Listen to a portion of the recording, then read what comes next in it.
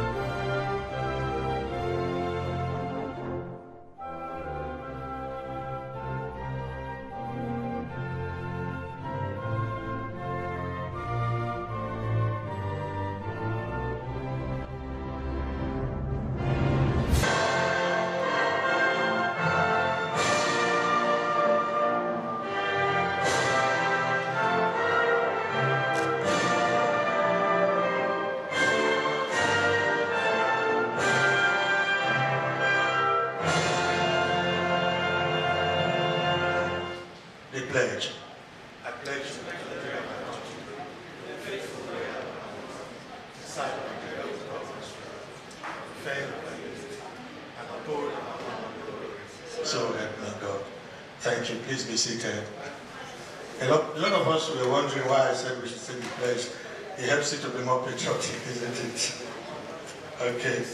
Thank you. The theme of this event is embracing change and digital transformation in the new normal. Well, my name is Don Pedro Agambi. I'm a reporter with Tech TV, and it's my pleasure now to welcome for his opening remarks the editor of techeconomy.com, Mr. Peter Oruka. Let's give him a big round of applause, please. Thank you, the MC. Thank you, Mr. The Executive Vice Chairman of the Nigerian Communications Commission, Professor Garbadan Batal, here represented by the Director of Spectrum Administration, Dr. Sadio, the Director General of NITDA, Malam Kashir, Noah Abdahi, represented by the Director in the agency, the MD of Galaxy BackBone, represented by Head of Data Center, Timi Fadei, the Managing Director, CloudFlex, the President of African ICT Foundation, our keynote speaker, who is close by, just a few minutes to join us, Presidents of Industry Associations, Artin, Artcon, Nigerian Computer Society, ISPON, Innovation Belt, Africa, NIRA, government functionaries, captains of industry, startups, entrepreneurs, our speakers, media partners and colleagues, gentlemen of the press, distinguished participants both online and on-site. It is an honor and privilege for me to welcome you on behalf of the team to this very forum, which is tagged Embracing Change and Digital Transformation in the New Normal. You know, in the same blink of an eye, everything changed, everything about us changed during the pandemic. How we shopped, how we worked, how we got admitted care, how we engaged government agencies, everything changed. For the first time that we saw the Federal Executive Council in Nigeria going digital, and that was made possible by the combination of agencies under the Ministry of Communications and Digital Economy, piloted by Galaxy BackBone. And we saw the world literally shut down and everything was forced to adapt. In fact, everything about our society was affected and many things still affected today. The pandemic also rocked many of the core tenets of digital transformation. But with the first change of this magnitude, we witnessed the impossible become possible. For instance, projects that were taking many years to accomplish, or weeks, were done in a matter of hours because we went digital. Business models that were dependent on being in person successfully pivoted to being delivered digitally. So on this note, I want to welcome you to African Tech Alliance Forum for this year, as we compare notes on how to rev up our digital transformation and ensure that customer satisfaction results are accelerated through the offering of barrier-breaking service delivery. I wish to extend my deep appreciation to our platinum sponsor, Zoho Corporation, our diamond and gold sponsors, including Rack Center, Cloudflex, Digital Encode, New Wave Ecosystem, Medallion Communications, Zinochrome, and our media partners. Why we cannot mention each of you, why I cannot mention each of you by name, I want to say thank you for working with us. I am delighted to welcome all the distinguished participants to this occasion.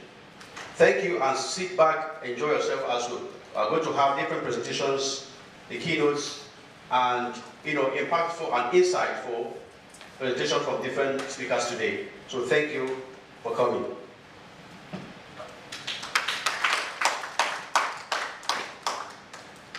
Please, one more time, let's appreciate Peter. All right, it's time for some goodwill messages.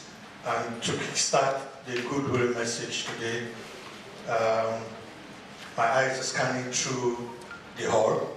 And so first, I'd like to invite the president of the African ICT Foundation, Mr. Tony Ojobo, for his goodwill message. Let's give him a big round of applause, please, as he comes.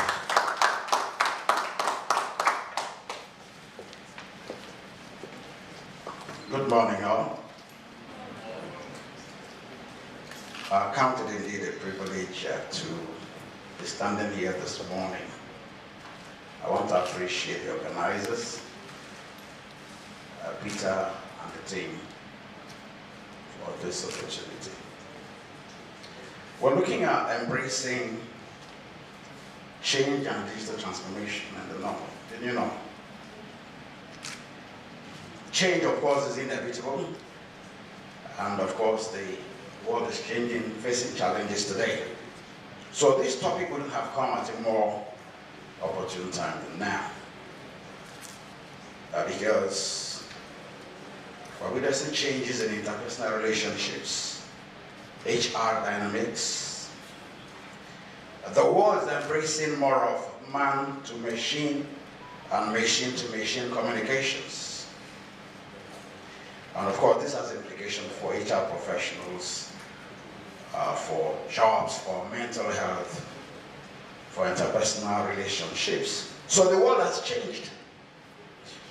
COVID-19 caught the world unprepared. Things will never be the same again. The world as we knew it before has changed. The new normal behaviors such as social distancing, vaccination, PCR, face mask use, booster shots, hand washing, hand sanitization, etc. have become the new normal.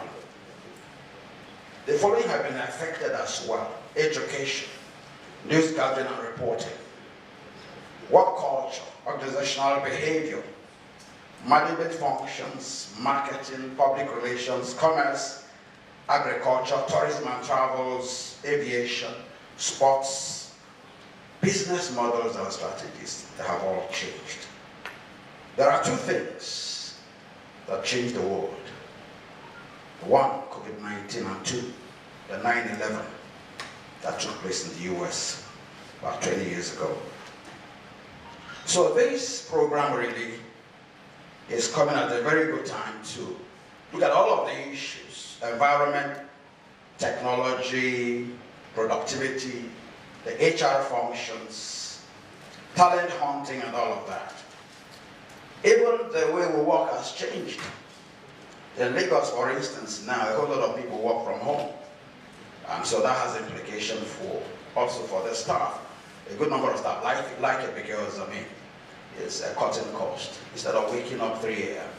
to get to the office by 8, they work from home. They can wake up by 6. So a whole lot of things have changed. But there are three critical areas of digital transformation, which starts from digitization to digitalization and to digital transformation. So these are the key areas, and I believe that the resource persons are going to look at all of these areas. But of course, I need to point out a few things that I think will be critical. One will be the enabling laws. We need enabling laws that will help with the digital transformation. And of course, I know NITDA is working on some bill at the moment, but of course, there's been a bit of controversy about that bill. And of course, the National Communications Act also is critical for this. There's need to establish policies, frameworks, guidelines. I know that NITDA, for instance, has what they call the frameworks or guidelines for ICT adoption in tertiary institutions. So there will be a need to have such guidelines for other organizations. So, but of course, a critical note there is that in digital transformation is that a whole lot of people are still largely behind. Digital inclusion is critical for digital transformation.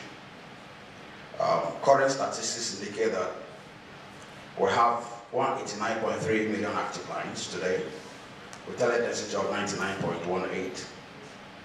Broadband penetration stands at 78.2 billion.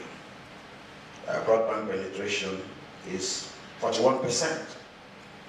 It was 45 in September 2020, but because of need, it came down to 41%.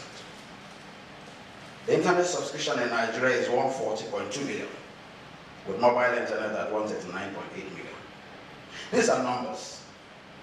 But of course, the point is that to translate these numbers into digital transformation activities will require that everyone is taken along. Most of these numbers are in the cities.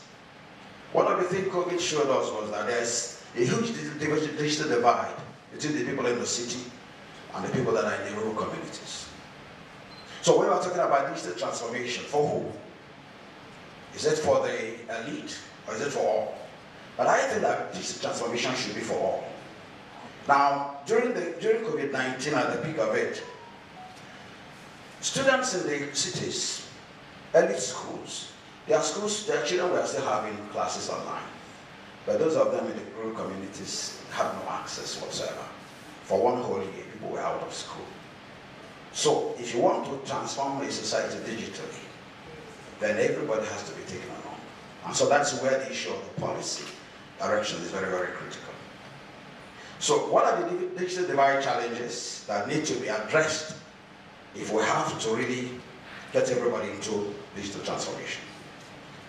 Lack of access to rural communities, which fuels this divide, has to be bridged. And of course, the MCC, they're here, and I'm sure they're able to tell us about what the Commission is doing in this regard. There's also the inability to afford devices, computers, smartphones, and internet by a huge population of people that are in the rural communities. There's a study that took place sometime in November 2020 by Statista, and they said the number of Africans with computer access is just 7.7%.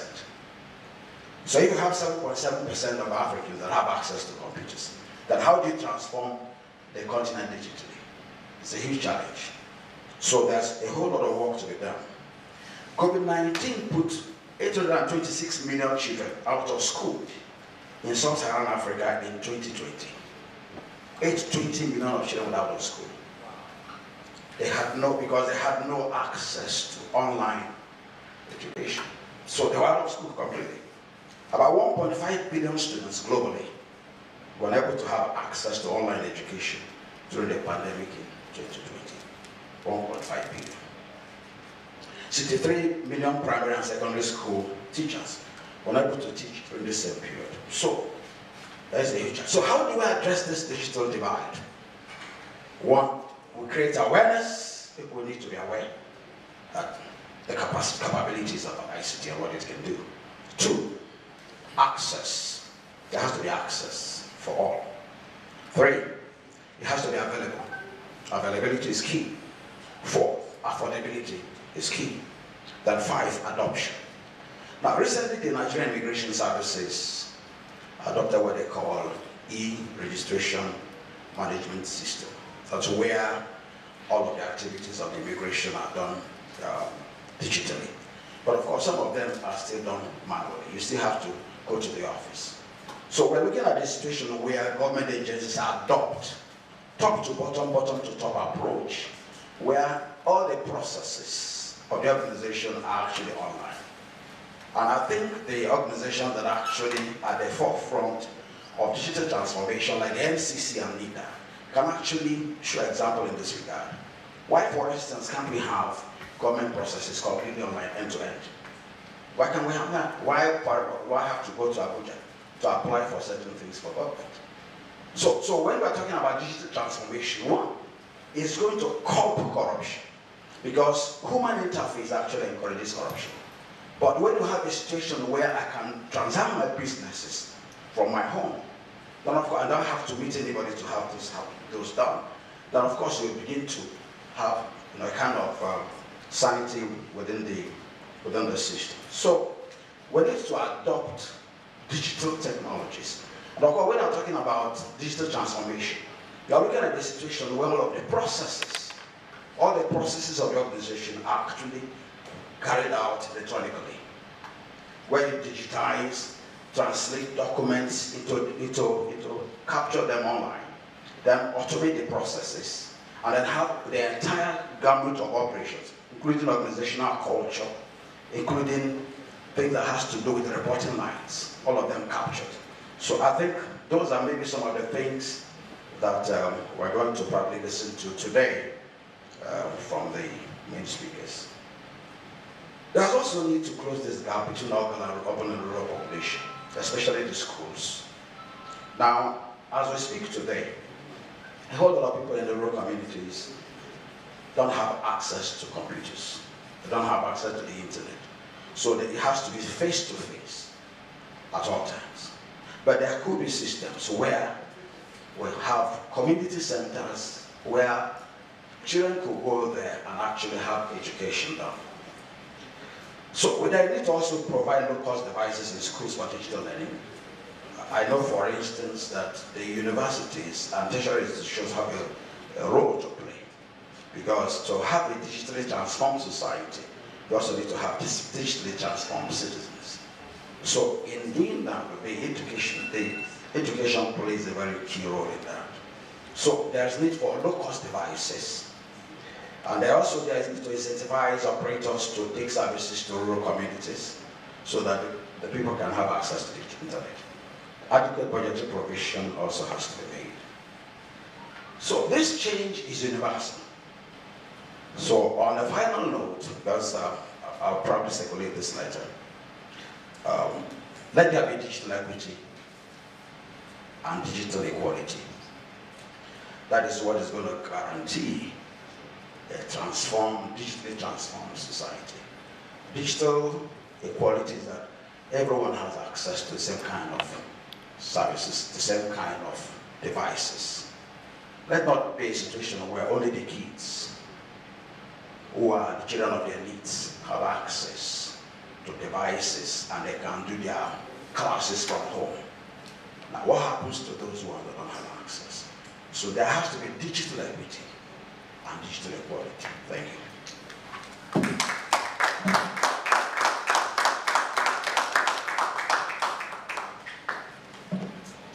Thank you indeed, Mr. Tony Ojobo. One more time, let's appreciate Mr. Tony Ojobo, please, with a round of applause. President of the African ICT Foundation. Let's have, on behalf of the media, Mr. Aaron Okodia to speak on behalf of the ICT Advocacy Group. Let's welcome Mr. Aaron, please, for his goodwill message. Good morning once again, and I recognize the existing protocol. I'm very sure when Dr. Pedro mentioned the digital advocacy industry, ICT industry advocacy group, some people may be wondering Who are these people? The truth of the matter is that there is an association, a group of persons who have been reporting the industry, the transformation, the evolutionary part that are very able, one of the shining stars of public affairs, management of communication between the MD and the publics, the various publics, Mr. Ujogo talked about. This is a group of persons that have been in the part of providing, reporting the various transformations from the very beginning up to the point that we are today.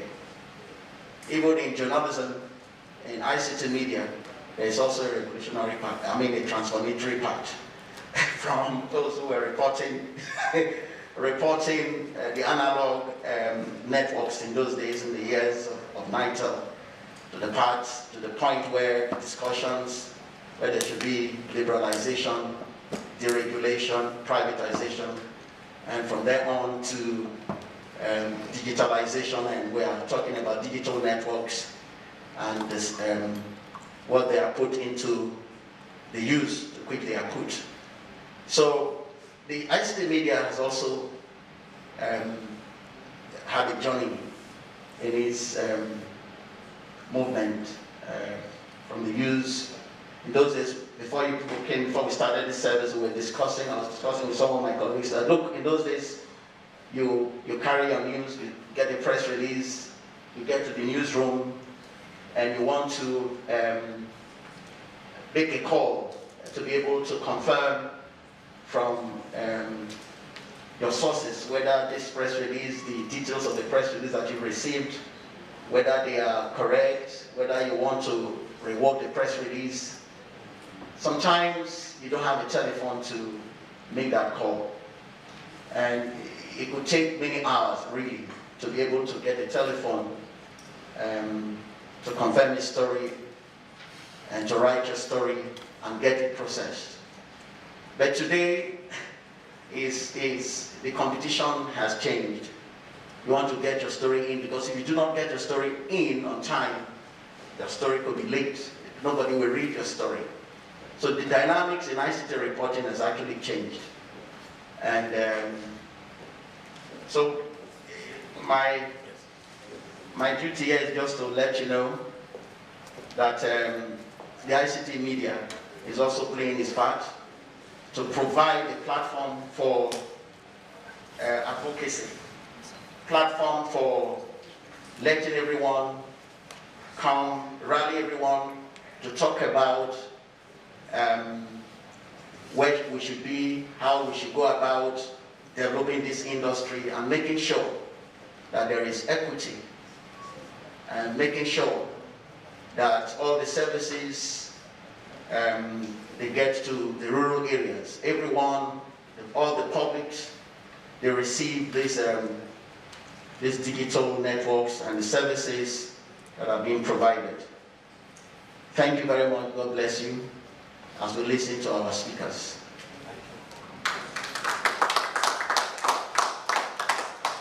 Thank you, Aaron.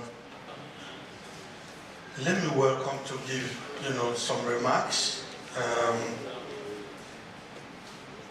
The Managing Director and CEO of RAC Center, Dr. Yotunde Koka, to give a quick remarks and to set the tone for what is about to come. Let's put our hands together for Dr. Koka. Good day, ladies and gentlemen. It's great to be here, to be out again. It's been a long time with COVID, and good to see some old faces again. It's been impromptu, but what I'd like to say is some of the emphasis of what we're seeing with the digital juggernaut that's starting to happen here through the entire sort of stack of technologies. You have underlying infrastructure. You're doing a lot with getting digital infrastructure into place with data centers, interconnectivity. I think we've heard quite a bit of that going on, both broadband penetration coming down to applications that we have, FinTech, AfriTech, a tremendous innovation wave going on in the country. And it's fantastic to see what Microsoft's been doing with the development center over here. And anecdotal evidence gives some great stuff. Perhaps we'll hear about that later on. And in so many different ways across the country. Having technologists get together here, events like this is very important because we have a unique opportunity in Nigeria. I always talk about our geophysical location. We're blessed with a whole set of fundamentals, growing number of connectivity to the internet. It's about what, 145,000, a million right now. It's more than Russia, which is the highest number in Europe. We're just about behind Brazil and a trajectory to go past them. Growing broadband penetration across the country. And a tremendous number of micro, small, medium enterprises. All the consumptive factors for technology. Coupled to that, a very low median age. When I talk about the geophysical location, that's the country's own consumptive capability of technology. And we see that addition growing constantly in contribution to GDP. We sit at half the latency between South Africa and Europe and the US. And we here connect every single country on the Atlantic coast of Africa.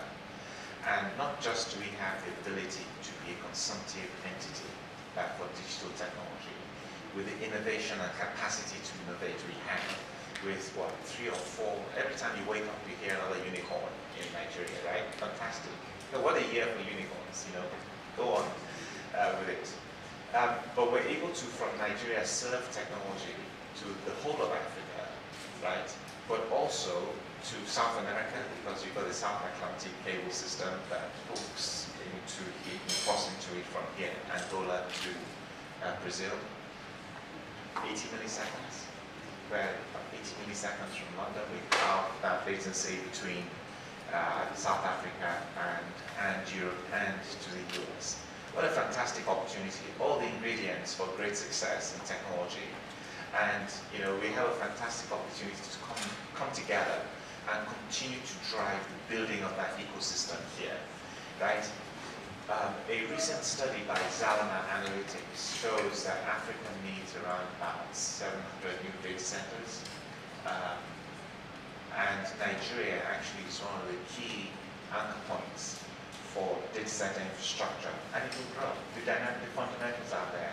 We've demonstrated an ability to deliver quality, not just with just one data center provider, but multiple. And you know, on the sea cables, we've got 2 Africa. It's going to be landing in Nigeria. We've got Equano, which will be landing in Nigeria. And you know, the ingredients are just coming together. And I always make this assertion, it's anecdotal evidence. I've not done some research on everything about it, that technology as a contribution to GDP is probably going to be hitting about 18%, 20% in the next couple of years. If you look at the impact on other contributors to GDP, technology probably contributes, must be about what, impact 60-70% of our GDP, and that's just locally. We're exporting intellectual capability anchored here of developers globally and in foreign currency. Probably a lot of that invisible in terms of the balance of payments earnings, right? So there's also anecdotal evidence that shows amazing contribution and the amazing potential of technology to the country and Nigeria's position in Africa. Africa Free Trade Agreement brings another benefit, because I could talk about what that means for sovereign data and so on and so forth, about the opportunities for a while. I've been asked to speak a short speech, and I hope everybody has a great day around the thinking of some of these fundamentals that I've talked about and the opportunities and the exciting circumstances we're operating in. and the potential going forward. Thank you very much and have a great day. One more time, let's give it up for Dr. Ayotinde. I'd like to respectfully invite Executive Vice Chairman of the Nigerian Communications Commission, Professor Magaba Dampata, who is ably represented here today by the engineer Asaju to give his goodwill keynote address. Let's welcome the Executive Vice Chairman, please.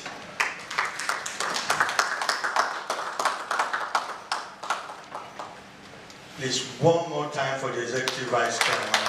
Give him a big round of applause. Dr. Asaju is the Director of Spectrum Administration at ICC. Thank you. Thank you. Good morning, ladies and gentlemen. Please permit me to start, to rest of the existing protocol that we duly established. I recognize everyone. My former director is Dogo. A lot of MDC also here, so you're all welcome. So, ladies and gentlemen, it is my honor and pleasure to be invited to the gathering of intellectuals at the annual African Tech Alliance Forum to once again discuss issues that are germane to the telecommunications industry. As the industry continues to transform in the face of global challenges and opportunities. I'm happy to associate myself and the Commission with the theme of the event, Embracing Challenges and Digital Transformation, the New Normal. Having said this, I wish to express my sincere appreciation to this August gathering for honoring me and the opportunity to stand before you today as special guest of honor to present this paper titled NCC as a Digital Transformation Crusader and Nigerian Inroad 5G Deployment. Recent events globally has brought about the need for more attention to digital transformation than never before. As at the end of 2019, the COVID-19 has spread rapidly across the world, compelling many governments to impose movement restrictions on its nationalities to combat the pandemic. With these movement restrictions of individuals in almost all the countries of the world, workers, businessmen, businesswomen, students alike were required to keep their activities within the vicinity of their homes. Consequently, people's behavior, habits, and the way they interact, including the use of internet, changed significantly. At this point, almost every communication moved to the internet. People who either don't do their work, study or carry out businesses physically, now do all that virtually. The significant increase in network connectivity, as just mentioned by the last speaker, PMD of Iraq Center, led to a surge in traffic and consequently affecting the communication infrastructure in so many ways. According to a paper presented by Carlos da Silva and titled The Behavior of Internet Traffic for Internet Services During COVID-19 Pandemic, and I quote, "Remote has been used by the establishment since 1970s, and this type of work represents only 5% of work or physical activities people engage in up to the year 2019. However, with the advent of COVID-19, companies had to change and quickly adopt to the new model of work as fast as possible, leading to abrupt traffic surge from 15% to 20% within the space of 1 week. A new model for remote work has to be put in place, enabling communication through file sharing, attending meetings using audio-visual technologies. Since then, we have been indebted with the development of web applications such as Zoom, Microsoft Teams, WebEx, GoTo, Webinar, etc. Today, remote work virtual meeting, virtual studies, and healthcare has become the new normal. I'm sure of the possibility of some individuals participating in this particular conference remotely using virtual platforms as we attempt to do this with the president of outcome, but I'm sure they will soon join us. Even though the network infrastructure has demonstrated some capacity to contain the surge in internet traffic, a lot of work was put in place by the telecommunications regulator to boost network capacity, sensitize the public, and to ensure accessibility to affordable connectivity during the period of the pandemic. Obviously, due to the network demand, regulators and operators alike had to come up with some form of initiatives to ensure network expansion.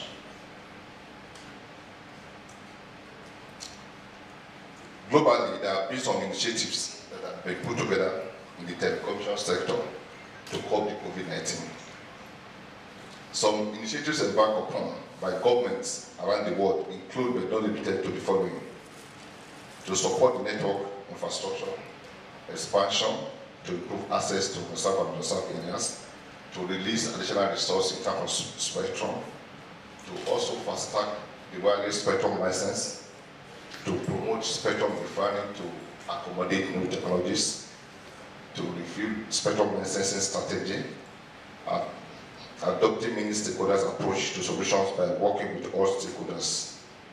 Others include the support towards financial inclusion, building of virtual libraries, proper and careful mapping of resources to reduce the number of unconnected. All of these are done to improve access and to get the understaffed connected. Emerging technologies. Thankfully, like I mentioned earlier, there are opportunities just like we have challenges in the industry. With the emergence of technologies such as 5G, which offers enhanced mobile broadband, massive machine-to-machine communication, ultra-low and ultra-reliable latency communication, there's already a platform that will bring support to our connectivity challenges if the requisite policy and infrastructure is put in place.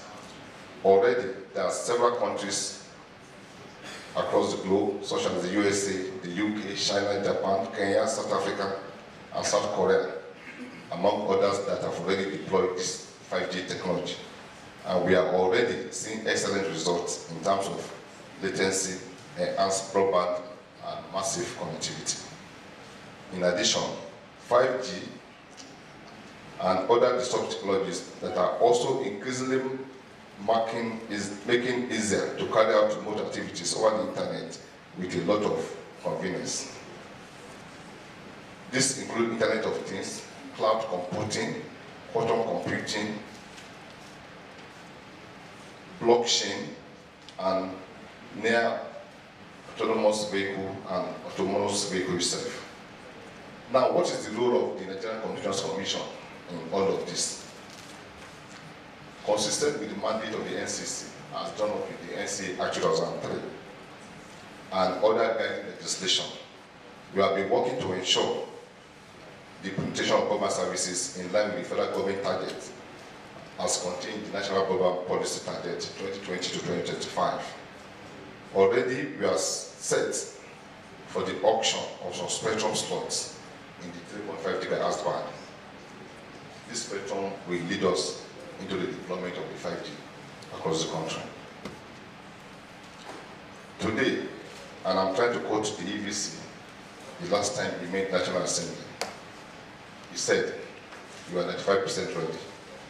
However, today, our readiness has moved from 95% to 97.5% ready in Nigeria in terms of our operation towards the deployment of broadband.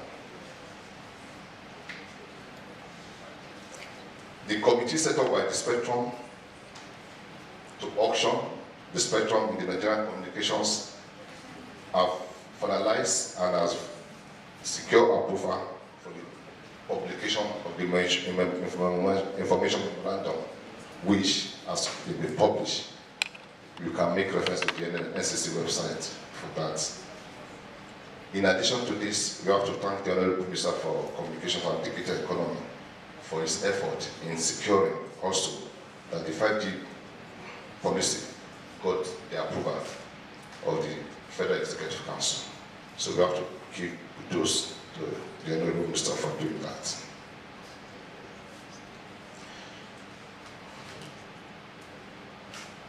Also, in addition, the Nigerian Communications have licensed several infraco companies. This is with the aim of extending the optic fiber cable across the unserved and underserved areas with the hope of promoting connectivity and by extension increasing the penetration and access to broadband facilities. Today, the capacity that landed in Nigeria is close to about 50.74 terabytes, comprising of 40 TB submarine cable and 10.74 satellites. We have also set up and expanded the internet exchange points capacity of 930 megabits per second from Lagos, for Abuja to Lagos route, 620 megabits per second from Abuja to Kano route, and also 310 megabits per second for Lagos to Port Harcourt route. Those are some of the efforts of the NCC. In addition, we follow up global industry trends on the 5G, particularly all of those countries that I've mentioned earlier. They have launched the 5G deployment, and consequently, the Nigerian Communications Commission is also considering some spectrum plan for additional support for wireless for the 5G communication, consistent with the ITU studies.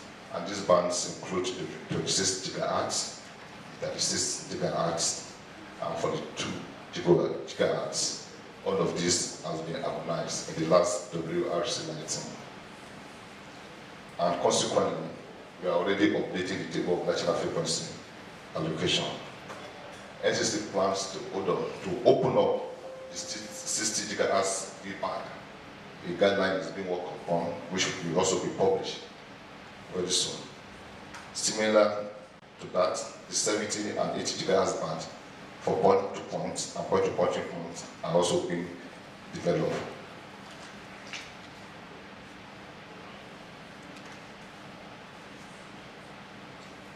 We realize that there's a need for us to also take advantage of all windows of opportunity that we have. And consequently, in collaboration with the Nigerian Broadcasting Commission, we have developed regulatory guidelines for TV white space. And what that one we do is that we are going to use the unutilized spectrum that are specifically, traditionally designed for broadcasting. We are going to use such for broadband penetration in areas where they are not used. The SCC have secured, in addition to all of this, a state-of-the-art monitoring equipment that will enable us to mitigate against interference that will give us better quality of service. Recently, we have established a space unit under the Spectrum Acquisition Department, and consequently, we have issued several landing permits to space stations that intend to build their signals over the Nigerian territory, also for the promotion of broadband. And in addition to that, as we are all aware, we have opened up several emergency communication centers across the country to facilitate access during emergencies. In conclusion, the COVID-19 pandemic has led to a significant surge in internet traffic, which changed the national regulatory authorities and other arms of government to do the needful to ensure adequate resources, such as spectrum and other forms of support, are provided to increase network resilience and accessibility to telecommunication. Emerging technologies such as 5G, Internet of Things, cloud computing, etc. are some of the platforms that are being used to also provide access to all of this. The NCC, in line with its mandate, has put in place a lot of other initiatives for broadband connectivity. Ladies and gentlemen, NCC is set for the auction of the 3.5 gigahertz band that will lead to the deployment of 5G. The information memorandum has been published in the NCC website. And we advise everyone to just open the page and look at the content. The new normal of remote participation in meeting and the phenomenon of other virtual activities has come to live and stay with us, and we may likely live with them forever. Hence, all hands are on deck to ensure provision of requisite resources to succeed. So I thank you, and I thank everyone for listening. Thank you.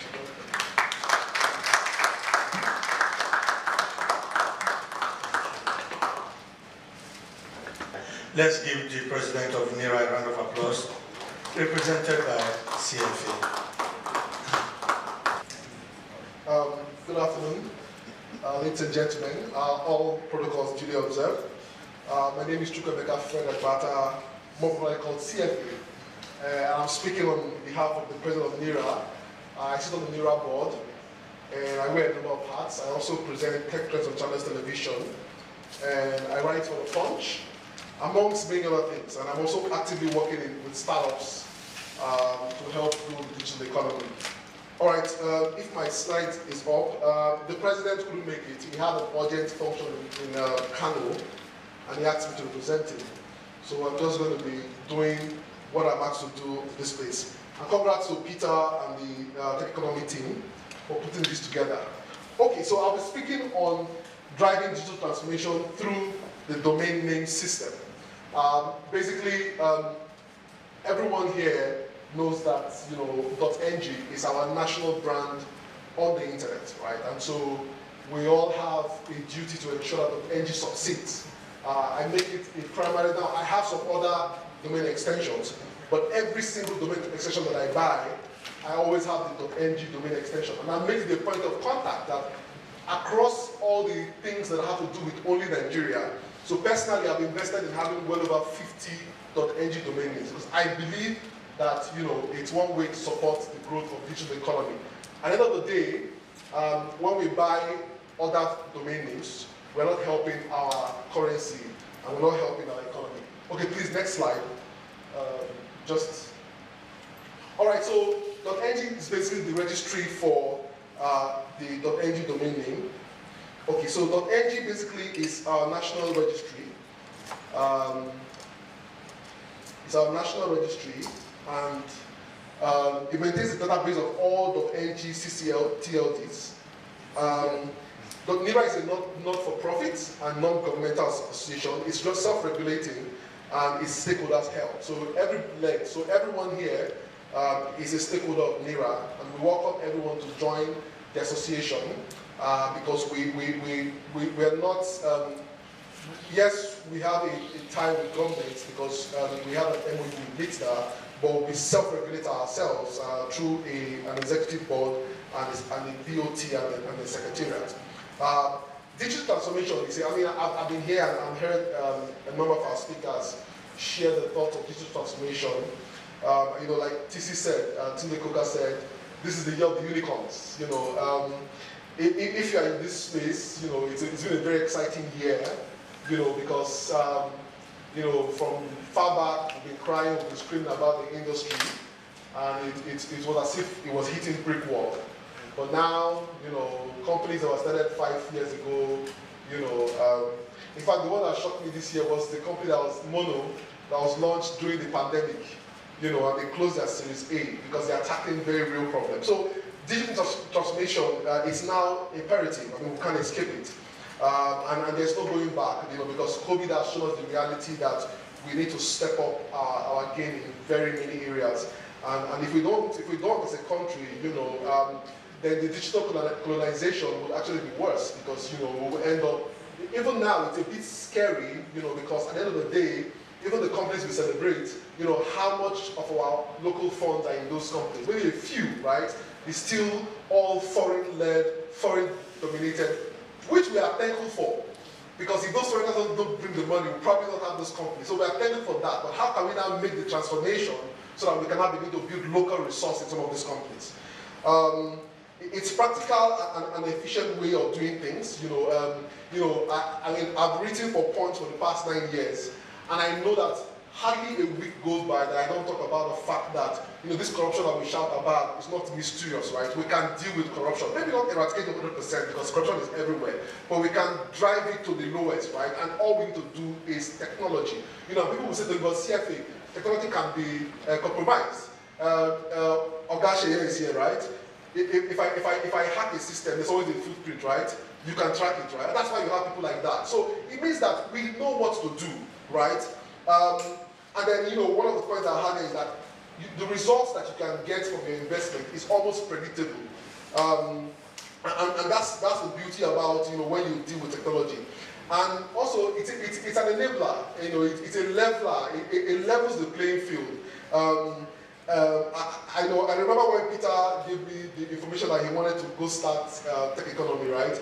I mean, if it was those days, if not for technology, right, Peter would probably never dream of this, right? And would never be gathered here because tech economy wouldn't have been born, right?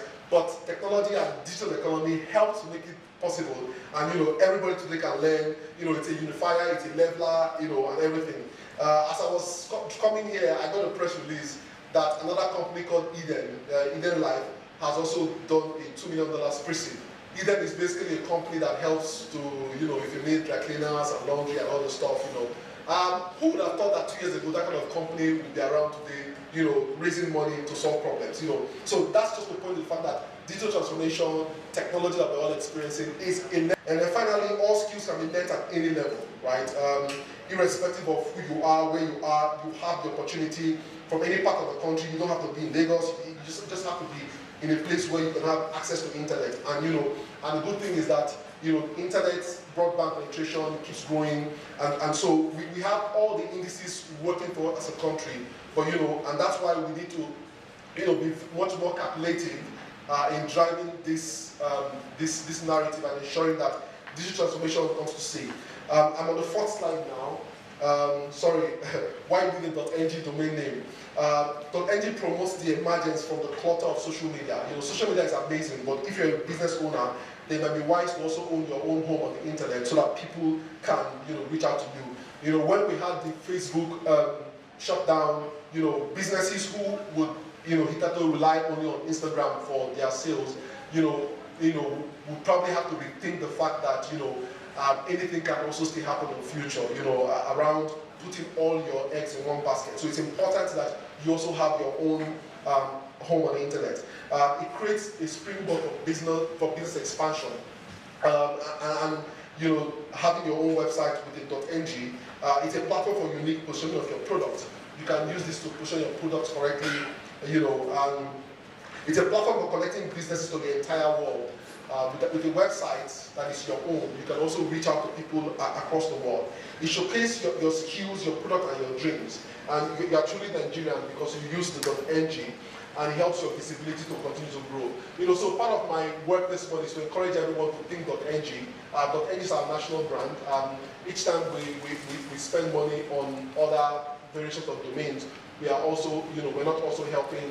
Now I know that, you know, it's not in all cases that you might, you know, have .ng, but what we're trying to do is that we're encouraging small businesses, particularly those, I mean, if you are a business, so for example, punchng.com has been there for like 20 years or thereabouts, right? It may be difficult to get Punch to switch to that, right? But we're looking at, okay, so how many more millions of young small businesses do we have? And so our goal is to try and get more small businesses to think.ng since they're just coming online. And so we're encouraging every single person here to get a .ng. And the last slide simply says that, you know, getting .ng is very easy. You just go to register.ng. And there's going to be a promo going on now where you can get a .ng for as low as 4,000 naira, which is even cheaper than .com when you look at the exchange rate. And if you want .com.ng, it's about 1,000, some registrars sell it for 900 naira. So I'd like to encourage everyone that we all have a collective responsibility to ensure we build digital economy. And, you know, let's think inwards, because at the end of the day, it's all our responsibility to build the economy. And I'm happy what has happened, but a lot more is still possible. We need more collaboration. You know, we need to be much more deliberate about what we do with the opportunities available. On that note, I say thank you very much, and congrats to Peter and his team. Thank you very much.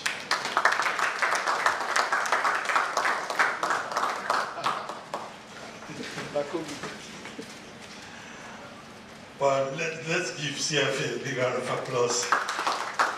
Okay, let's have the DG of NITDA. Yes. Thank you very much. Good afternoon, everyone. I also want to stand on the existing protocols that is already established. I'm here to represent my Director General, CEO, Kashifu Inua Abdullahi, CCIE, at this important event. He planned to be here himself, but unfortunately due to exigencies of duty, he was unable to be with you, either physically or virtually. And he asked that I represent him, so I'm here on his behalf. He sent his apologies, and I hope that his apology will be accepted. As I said, I'm representing him, and I'll speak based on what he has already placed. So please accept all the good that comes out of the presentation, and any shortcoming that comes out of it, please, that's mine. So I would just read that. The speech of the DG is focused on reskilling Africa. Of course, you have the program, reskilling Africa's youth for future jobs, NITDA's perspective. A lot has been said already, but this one is looking particularly about reskilling, so as well as NITDA's perspective. So that's really what we will focus on. And as you are all aware, NITDA, the National Information Technology Development Agency, NITDA, as a government agency, is saddled with the responsibility of developing and regulating the IT sector in Nigeria. I'm glad our sister agency, NCC, has spoken, and has spoken substantially on the mandate of ensuring that access is provided. And NITDA complements that towards ensuring that the demand for those services are there, and Nigerians take full potential of it. The agency in particular is empowered by its Enabling Act, to create framework for the planning, research, development, standardization, application, coordination, monitoring, evaluation, and regulation of the information technology practices in Nigeria through development of standards, regulations for that purpose. Now, the enabling law also provides agency with the mandate of carrying out a number of responsibilities. And as, of course, previous speakers have said, we, the National Information Technology, under the able supervision of Federal Minister of Communications and Digital Federal Minister of Communications and Digital Economy, is driving the implementation of the National Digital Economy Policy and Strategy for a digital Nigeria, to ensure that at least economic prosperity is provided for all. And for Nigeria to be able to make the best use of digital economy and digital technology, capacity is key. And that is why, as a second pillar of the National Digital Economy Policy and Strategy, is digital literacy and skill, which has a target of by 2030, 95% of Nigerians become digitally literate. So that is the target. And of course, we in NITDA, we have also our strategic roadmap that is anchored on 7 pillars of IT regulation, and of course, as we know, we don't want to discuss that as well, digital literacy and skills, digital, and among its digital literacy and skills is one key area. And so, from the perspectives of NITDA, NITDA has a number of initiatives that are already, making substantial impact on the economy. One of that aspect is what we call National Adapted Village for Smart Agriculture, NAVSA. As we all know, that in Nigeria we have a population of over 200 million, and 48.84% of that population are into agriculture. I mean, it is not news that we have a number of agri-related businesses and endeavors that are there. So the importance of adopting ICT farming practices can therefore not be overemphasized. And that is also aspect of the reskilling for Africa, for the jobs that we have. So it is in recognition of the importance of sustainable food systems for food security and growth, and the needs to provide targeted information to every farmer that necessitated the National Information Technology Development Agency on behalf of the federal government. 2, in line with the mandate of improving food production and security, and also ensuring that the entire citizenry is empowered with information technologies through the development of critical mass of IT proficient and globally competitive manpower, that the agency initiated the National Adapted Village for Smart Agriculture project. This is an ecosystem-driven digital platform envisioned for the transformation of the agricultural sector in Nigeria. We envisage that the program will assist farmers and other stakeholders in the agricultural ecosystem to navigate the journey across sector value chain that involves farm production and management of their produce. So far, this initiative has empowered, you may consider it as a small number, 625 farmers across the country. We have 3 geopolitical zones already that have been taken. We have the Northeast zone, we have the Northwest zone, we have the Southwest zone. And then, of course, we are rolling that. And the good thing is we are having partners, of which I'm sure among those that are here, they are also participating in the initiative.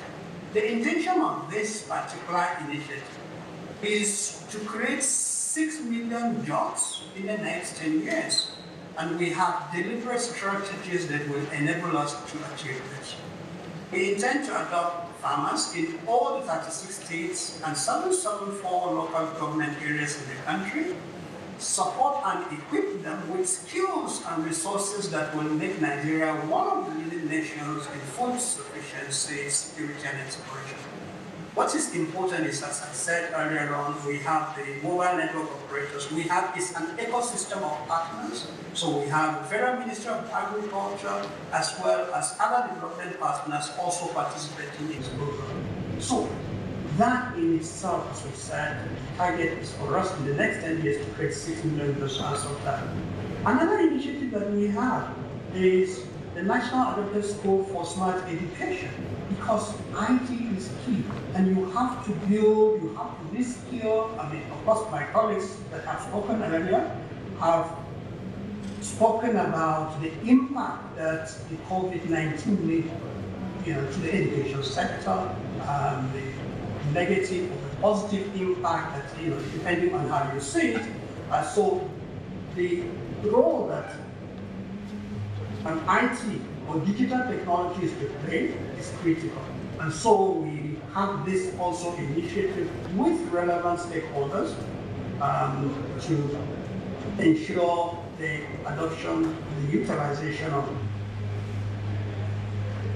IT in education. Without going into much detail, so far we have 500 students and 20 teachers that have benefited from the scheme. And just as we said earlier on, the intention is to reach all the 36 states of the Federation and FCT and 774 local government areas in the country as well. The third initiative NITDA's perspective, is what we call Digital States Initiative. And the Digital States Initiative, of course, is a capacity building program aimed at equipping Nigerian youths with the necessary digital literacy and skills that can facilitate Nigeria's transition into the digital economy. Now, the program particularly seeks to invest in human capital development in preparation for the impact of digitization and digitalization on Nigerians. Tony Ojomo particularly focused on this in his presentation, but that is the initiative, the idea of the initiative that we have. Our target for this initiative is to build capacity of a minimum of 20,400 Nigerian youths, evenly selected across 36 states of the Federation and FCT, with the objective of ensuring that Nigerian youths are equipped with digital and life skills that can reduce the digital divide and foster economic growth by exposing them to digital tools and innovation that can redefine the future of their chosen career.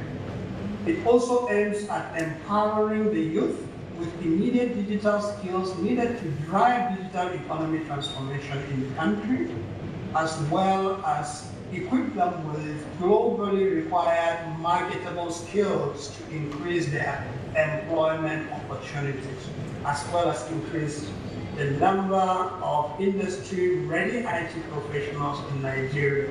So that's the target. What is interesting is we have key stakeholders, of which Microsoft, the country director, is sitting there. Microsoft is a partner in this initiative, and so far, we are making progress, substantial progress.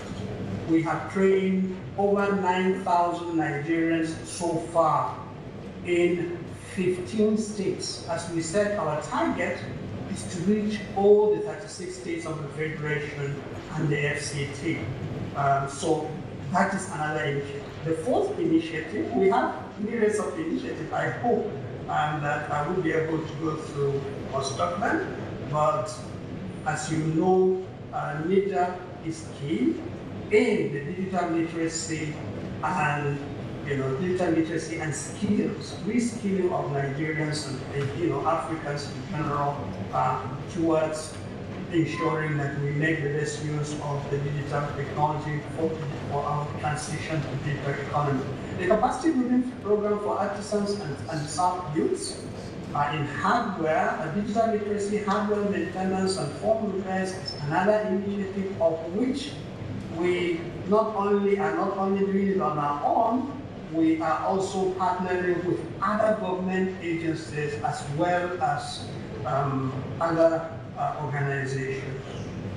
A number of Nigerians have benefited. So far in this particular program, we have reskilled 3,150 Nigerians across the 6 geopolitical zones.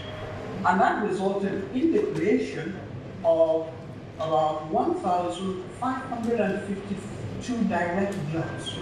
And so, for every initiative we have our KPIs that will ensure that at least we are making progress, because it's important that we scale, but of course you have to measure those initiatives.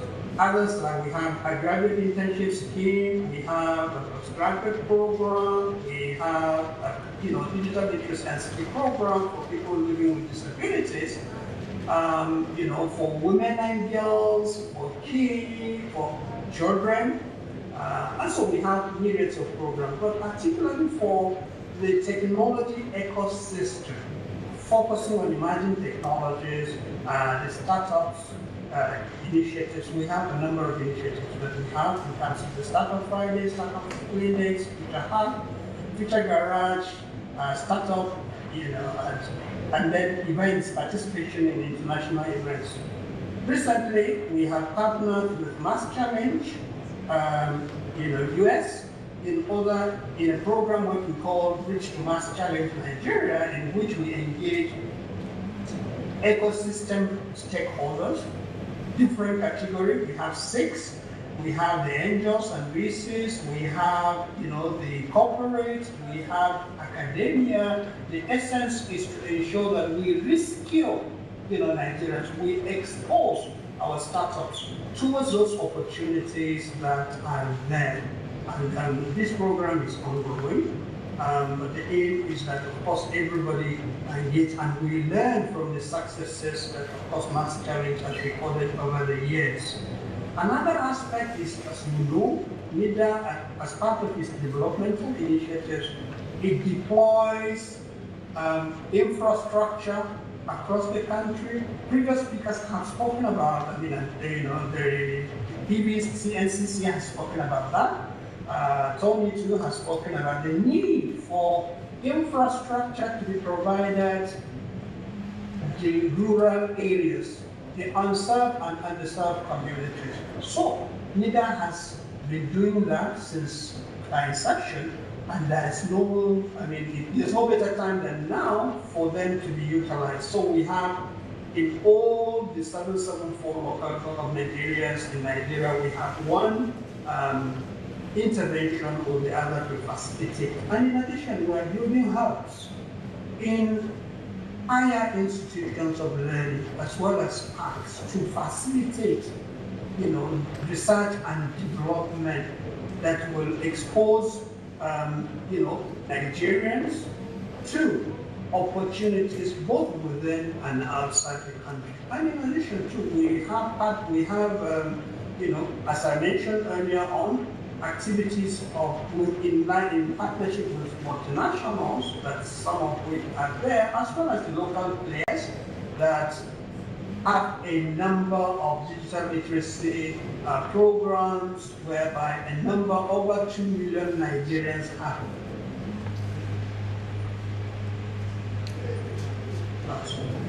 So, in conclusion, because I have to conclude, in conclusion, the agency, considering the important role that in terms of capacity building is, the important role capacity building plays in ensuring opportunities, Nigerians benefit from the opportunities of digital technologies as well as the transition to digital economy. It identifies a number of programs as well as a number of partners that will help towards reskilling Nigerians and for those opportunities both within and outside the country. There are policies, because earlier some not talk about policies, so there are policies, there are various policies in terms of emerging technology. We have the National Center for Artificial Intelligence and Robotics that drives those emerging technology research and development areas.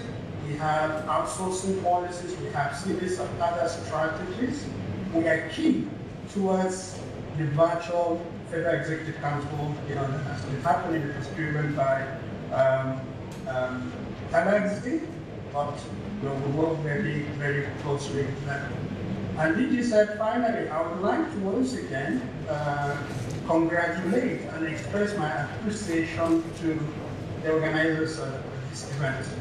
And it is our hope that this event will enlighten and empower the entire ecosystem on the need for improving and ensuring that we embrace the need for digitalization, as well as drive for the digital, ensuring that we achieve a digital Nigeria.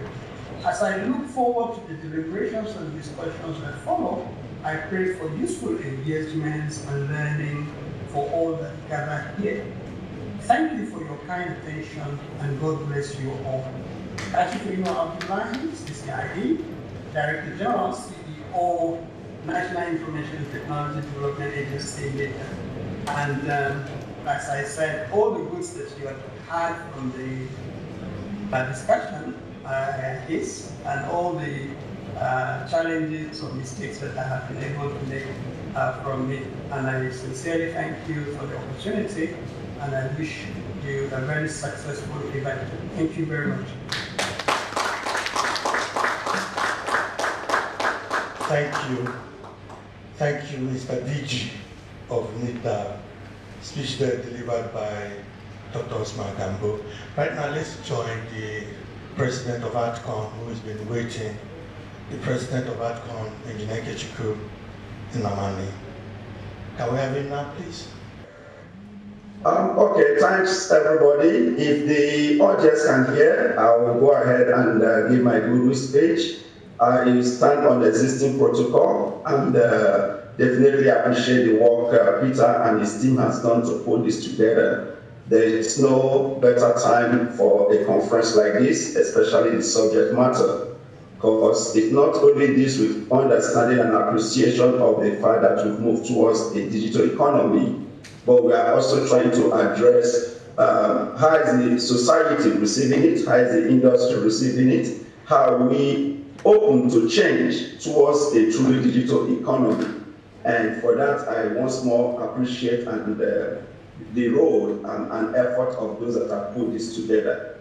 On behalf of ArtCon and over 100 members, we definitely support this event, and most of our members are participating directly as either speakers, exhibitors, or resource people for this particular event. That shows you that this is an event that ArtCon truly endorses and supports wholeheartedly, because we feel that with some of the results that will come out of it, the country will definitely move forward.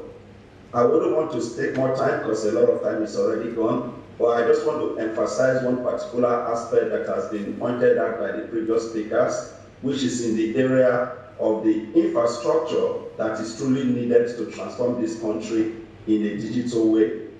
Yes, a lot of effort is being put towards putting infrastructure in place, but it would not make sense not to express some of the challenges we are still facing in the area of some of the state governments embracing digital economy, but not changing in the way they've been dealing with the telecoms industry before now. The telecom industry, unfortunately, is still being looked at for purely a revenue source, and that, unfortunately, is currently impacting the progress that we are making in the area of infrastructure development. As I'm speaking here today, we still have some of our members in some states that are not able to work and lay fiber that they want to lay to customers that need it in furtherance of the digital economic project. And the reason behind this is nothing more than multiple taxation challenges and disputes that is resulting from that. So we would definitely encourage the state government in particular that if we want to see the benefit of a truly digital economy, we should also be ready to change our policies, regulations, and rules that has obtained in the past, and understand that for now, the goal is to build the infrastructure that is needed to ensure these services run smoothly. And by the time that is done, and there is prevalence of good quality service across every part of the state and the country, then the expected revenue will start accruing to all the entities involved, including the service providers that are today focused on doing the necessary investment. This is a very key point that I personally will want to leave for this event and let it be known that we still need support in the area of enabling environment to lay the critical infrastructures that are needed for this. The telecom and ICT industry is ready to do the investment. We have the skill set to implement it, but the current challenge we are facing is both in the area of financing, which is being addressed in one aspect, and then necessary approvals and regulations that will ensure that this happens in a timely manner. Once more, I want to thank the organizers of this event. We truly support. We will still be around for further intervention as the need arises, but I want to congratulate the team and thank you so much.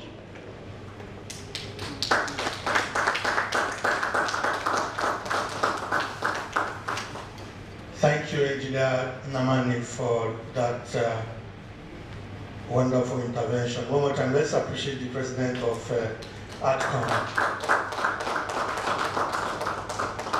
All right, and so just now, I'd like to invite our keynote speaker for this event, the country manager of Microsoft. Ladies and gentlemen, let's welcome the only female on the front row. Give her a better round of applause.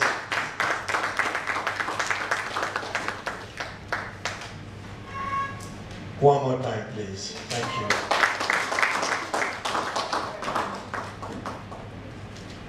Good afternoon, everyone. It's my pleasure to be here, and hopefully next year we have more female come through, so we can have more people to clap for. Right. First, I want to again join all the people that have given kudos to Peter and the organizers of this event. It's very important that we look at the theme of the event, in a very positive way, and I love that the first word is embracing change and digital transformation. Embracing is a very positive word, and I really love that. Because yes, COVID had come, different things had happened, but there are a lot of opportunities for us as a country, and leveraging technology to ensure that we are actually accelerating the digital economy potential of this country.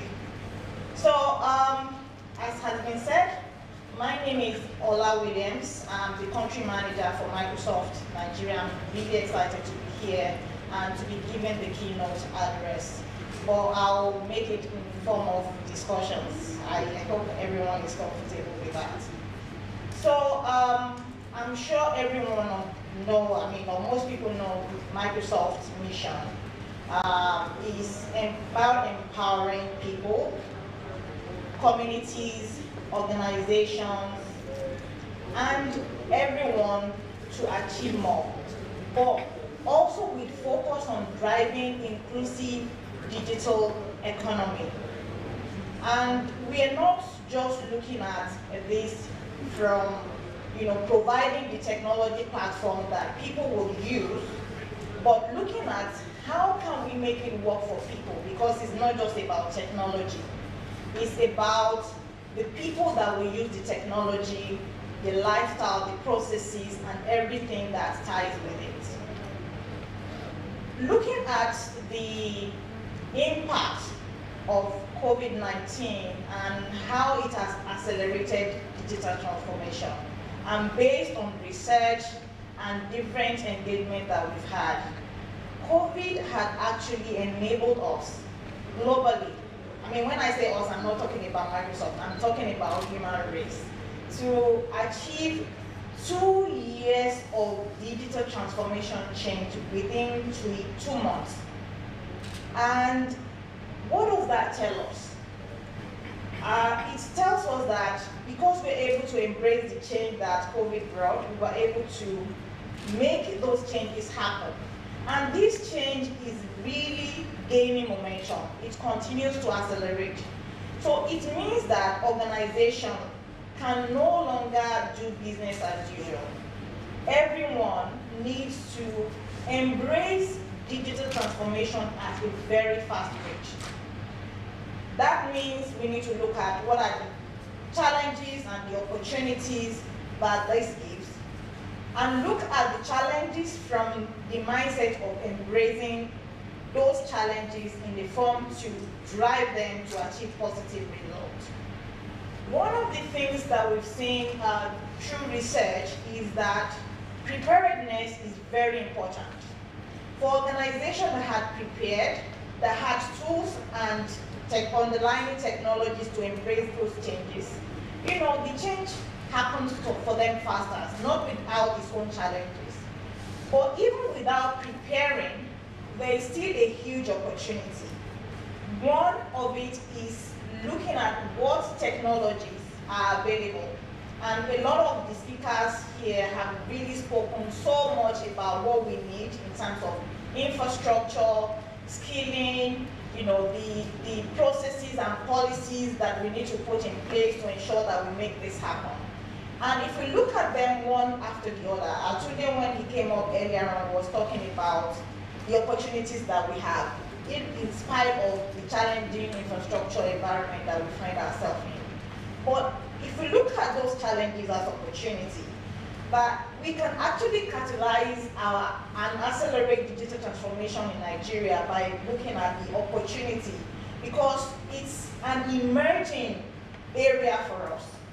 So taking on infrastructure as an example, looking at either, a lot of data centers that open up in Nigeria and still more coming, and the network infrastructure that powers them. Granted, we still have the challenges of connectivity in some area. In as much as we're saying, yes, Nigeria internet penetration is high, there is still a huge opportunity because most of those network infrastructure are on 2G.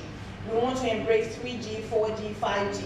And I'm really glad that we have all the stakeholders that can make that, already in the process of making that happen here as well. But for us at Microsoft, we are also contributing in this aspect. So we're not just looking at, software technology or the tools that will enable technology to thrive. We understand that underlying infrastructure is very important. So we're making significant investment in that area, partnering with government and all the stakeholders to make it happen.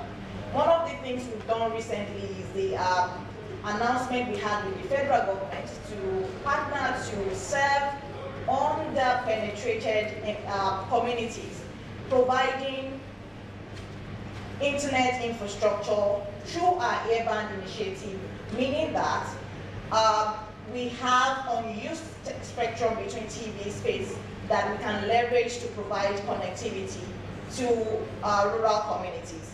And that process is ongoing. We really appreciate the partnership with federal government, NITDA, and the other stakeholders that have made it happen, especially with the strong support from the Minister of Communications and Digital Economy. And we also are looking at skilling, as mentioned by our leader, DG's representative, Dr. Abdullahi, is super important. We have enormous potential in our youth in this country, and that's where we have huge opportunity to embrace change and digital transformation. As COVID, irrespective of how COVID, transits as we go on, our lives will never remain the same. Embracing hybrid workplace, hybrid events like what we're having today, hybrid learning is really going to continue into the foreseeable future. And that means a lot of work that people do repeatedly, that they do have to be physically present, will no longer exist. So what happens to those people that are impacted? That means they need to be reskilled. They need to learn new skills. They need to be exposed to new tools. So it's very important that we're also looking at concerted effort to address that. That's why for us in Microsoft, we partnered with federal government as well, and NITDA mentioned that in his, DG representative mentioned that in his speech. We partnered with federal government to train over 5 million youth in Nigeria for the next 3 years. And we have over 1,700 trainers that will provide both in-person and remote learning for youth, leveraging a different platform for us to do that. We know we can't do it alone. We're partnering with other stakeholders, NGOs, and so on and so forth.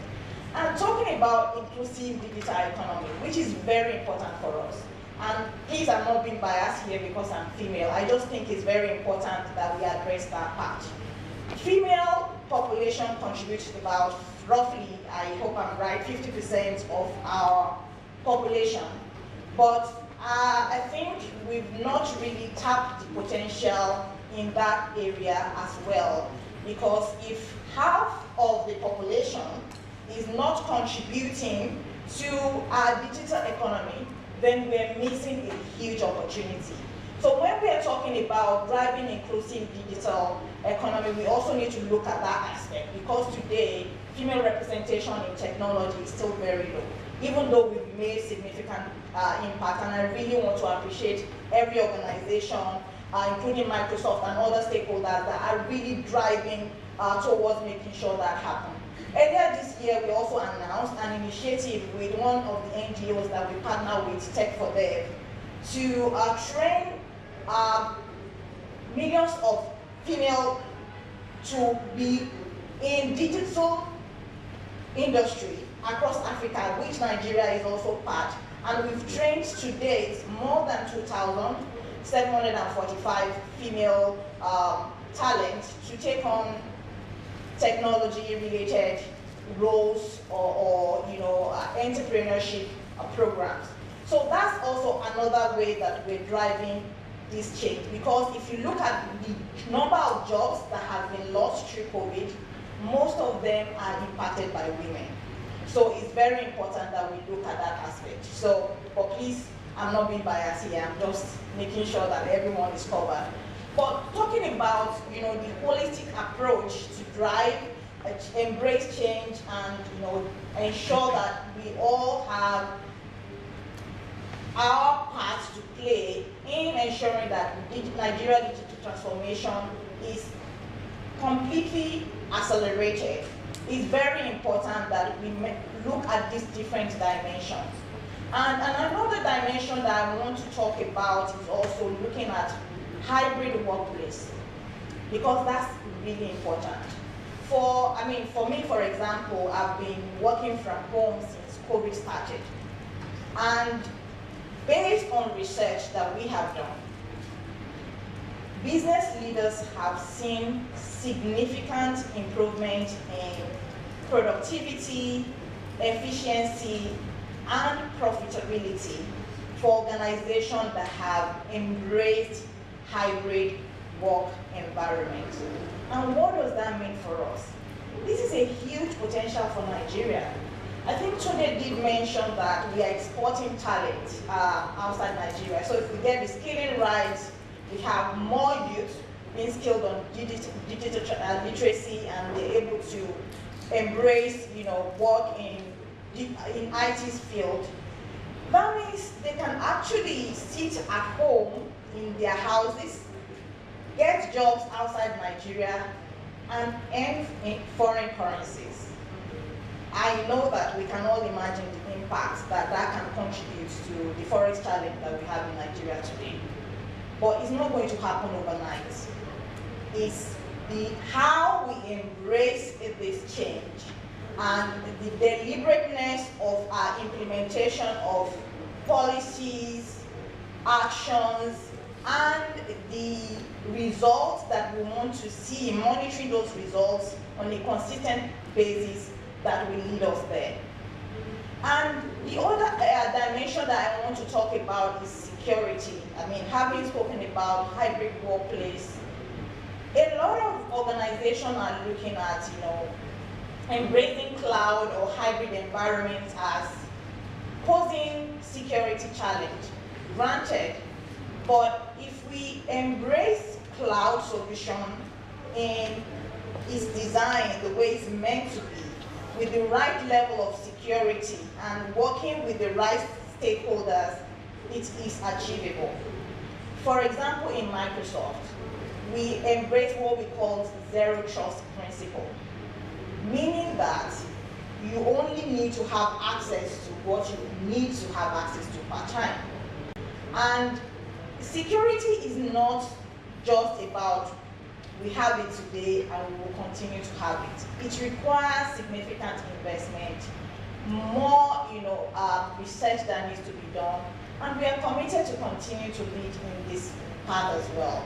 I hope recently our CEO Satya Nadella announced our investment in technology up to over $20 billion in the next number of years into research and really continue to improve on the technology security outlook for our technology platform. And this is beneficial to us as a country, because we know that when we're embracing cloud technology, whether we are in partnership with our local service provider, Microsoft, we are embracing the technology that is secured, and also the confidence that even as we evolve in the future, those investments will continue.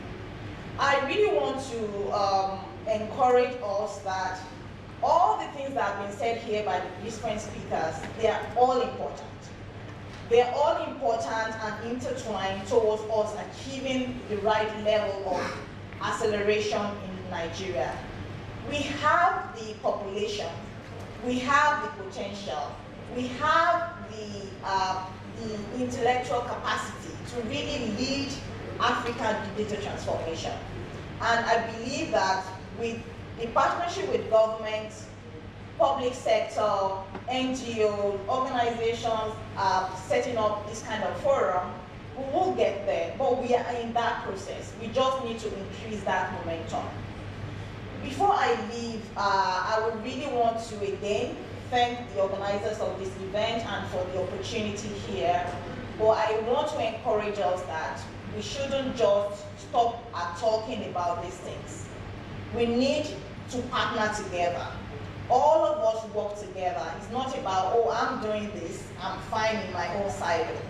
We need to communicate, we need to share information, we need to embrace the positive impact from every contributor and amplify it in our own way so that the potential we have in Nigeria can actually be beneficial to all of us all. We have the capacity to drive and implement accelerated digital economy in this country. And I am happy that we are on that journey. We are setting in the right direction. Definitely with all the good people here and everyone watching us across wherever you're watching us from, and the support of governments, private sector, we'll get there. Thank you all for your time, and I wish you all a more enjoyable session going forward. Thank you. Keep it going, please. Keep it going.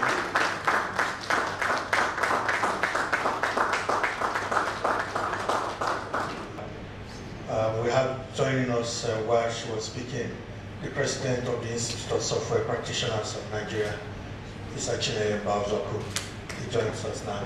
Chineye, welcome. President of this fund. Yeah, thank you for coming. I think my comments will be very, very brief, and I'll just stick to 3 things that I wanted to share with you. Please also, I guess, as I say, all protocols are observed, right? So let me save your time. I can see my brothers, my sisters, people with whom we've been in this battle for decades here. I keep my hair low, so I don't have to be gray like some of you are showing. But I've been there. I've been in this struggle, to this advocacy for quite a number of years. And the sad part is when you, after 20 years or 25 years of doing this, ISPON is 21 years old. Before ISPON, we were in ITAN, and then we created NCS and the rest of the organization. If you've done this for 20-something years, and I can pick up a presentation I made 20 years ago and make it today, I think there's a problem. Right? So, I mean, if things haven't changed, you can't, if your issues are pretty much the same 20 years later, then you have a challenge. But that challenge is also an opportunity.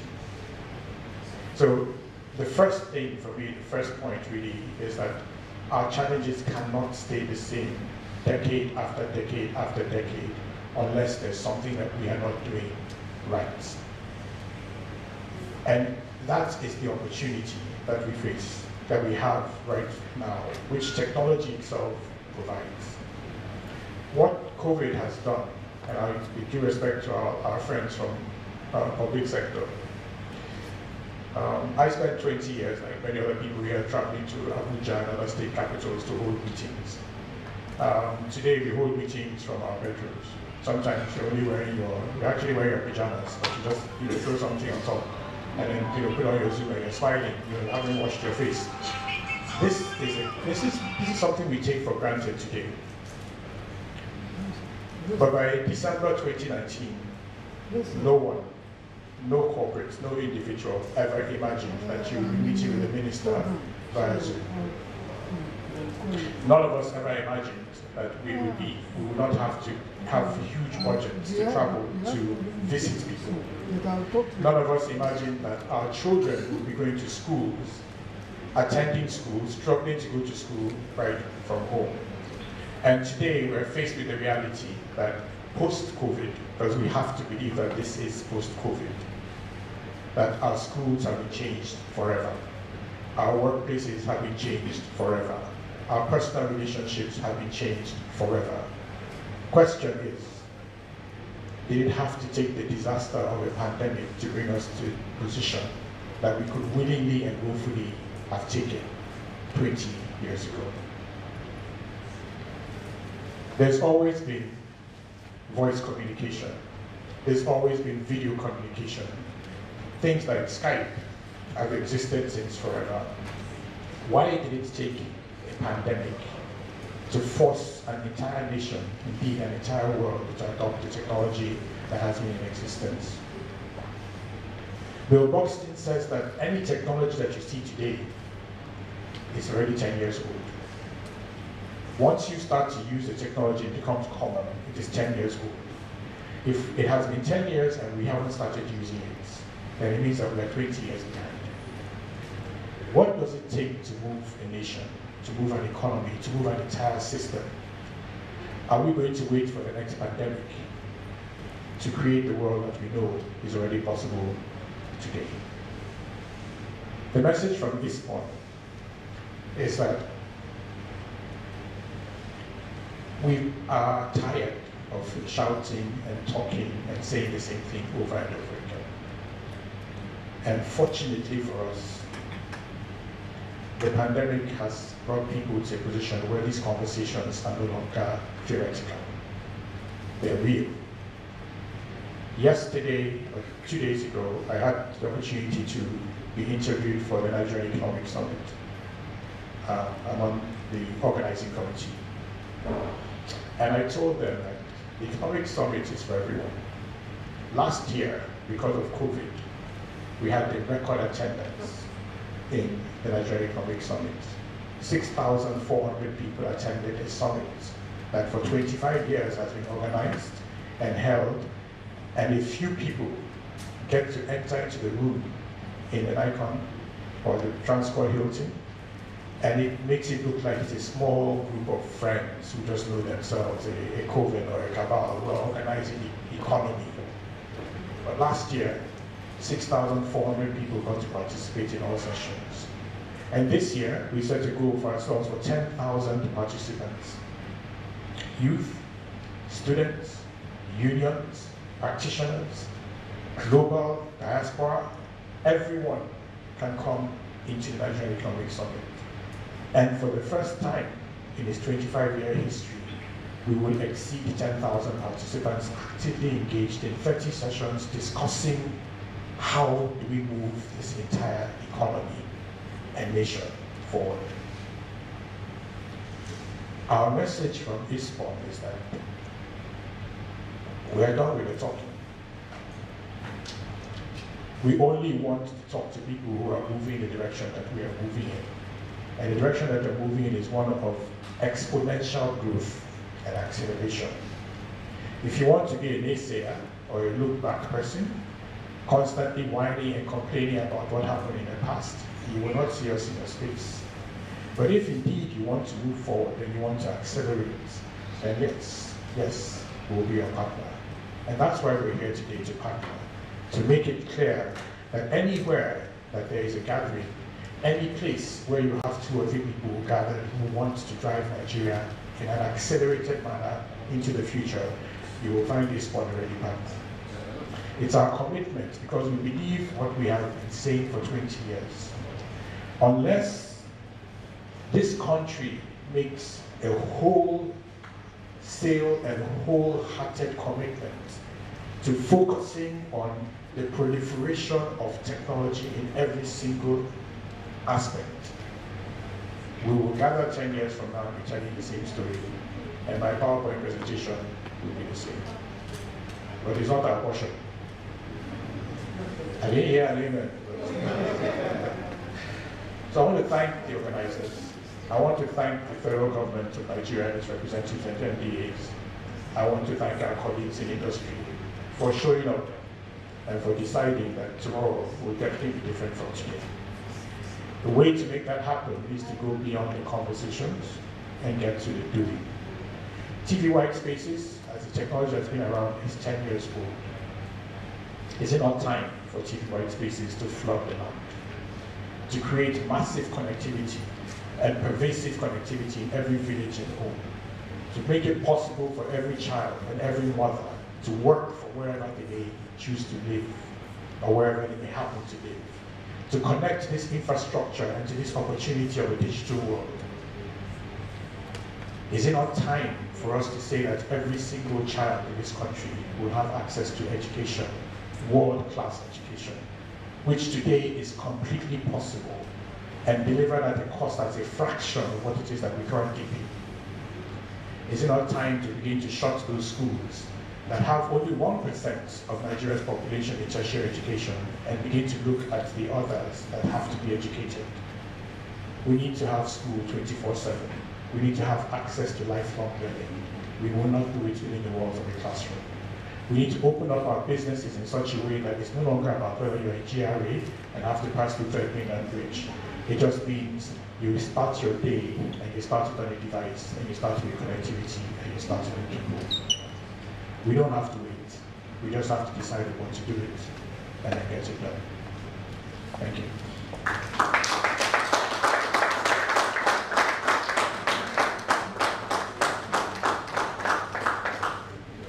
All right, next we're inviting the representative of Galaxy BackBone, Timifade, who is the head of Data Center Galaxy BackBone. Please, let's welcome him for his intervention. Thank you. You in Lagos? Good afternoon, ladies and gentlemen. I bring you greetings from Galaxy BackBone Nigeria Limited, from my MD CEO, Professor Mohammed Abubakar, who is unable to make it here today, but he has sent me to deliver a message of goodwill to you, and also to make a presentation on this behalf.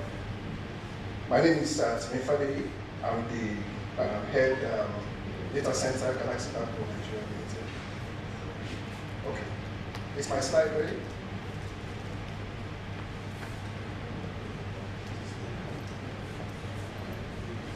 Right, so I stand on existing protocols. I recognize the presence of the MDs, CEOs of a lot of organizations here who are also advocating for the digital transformation in Nigeria.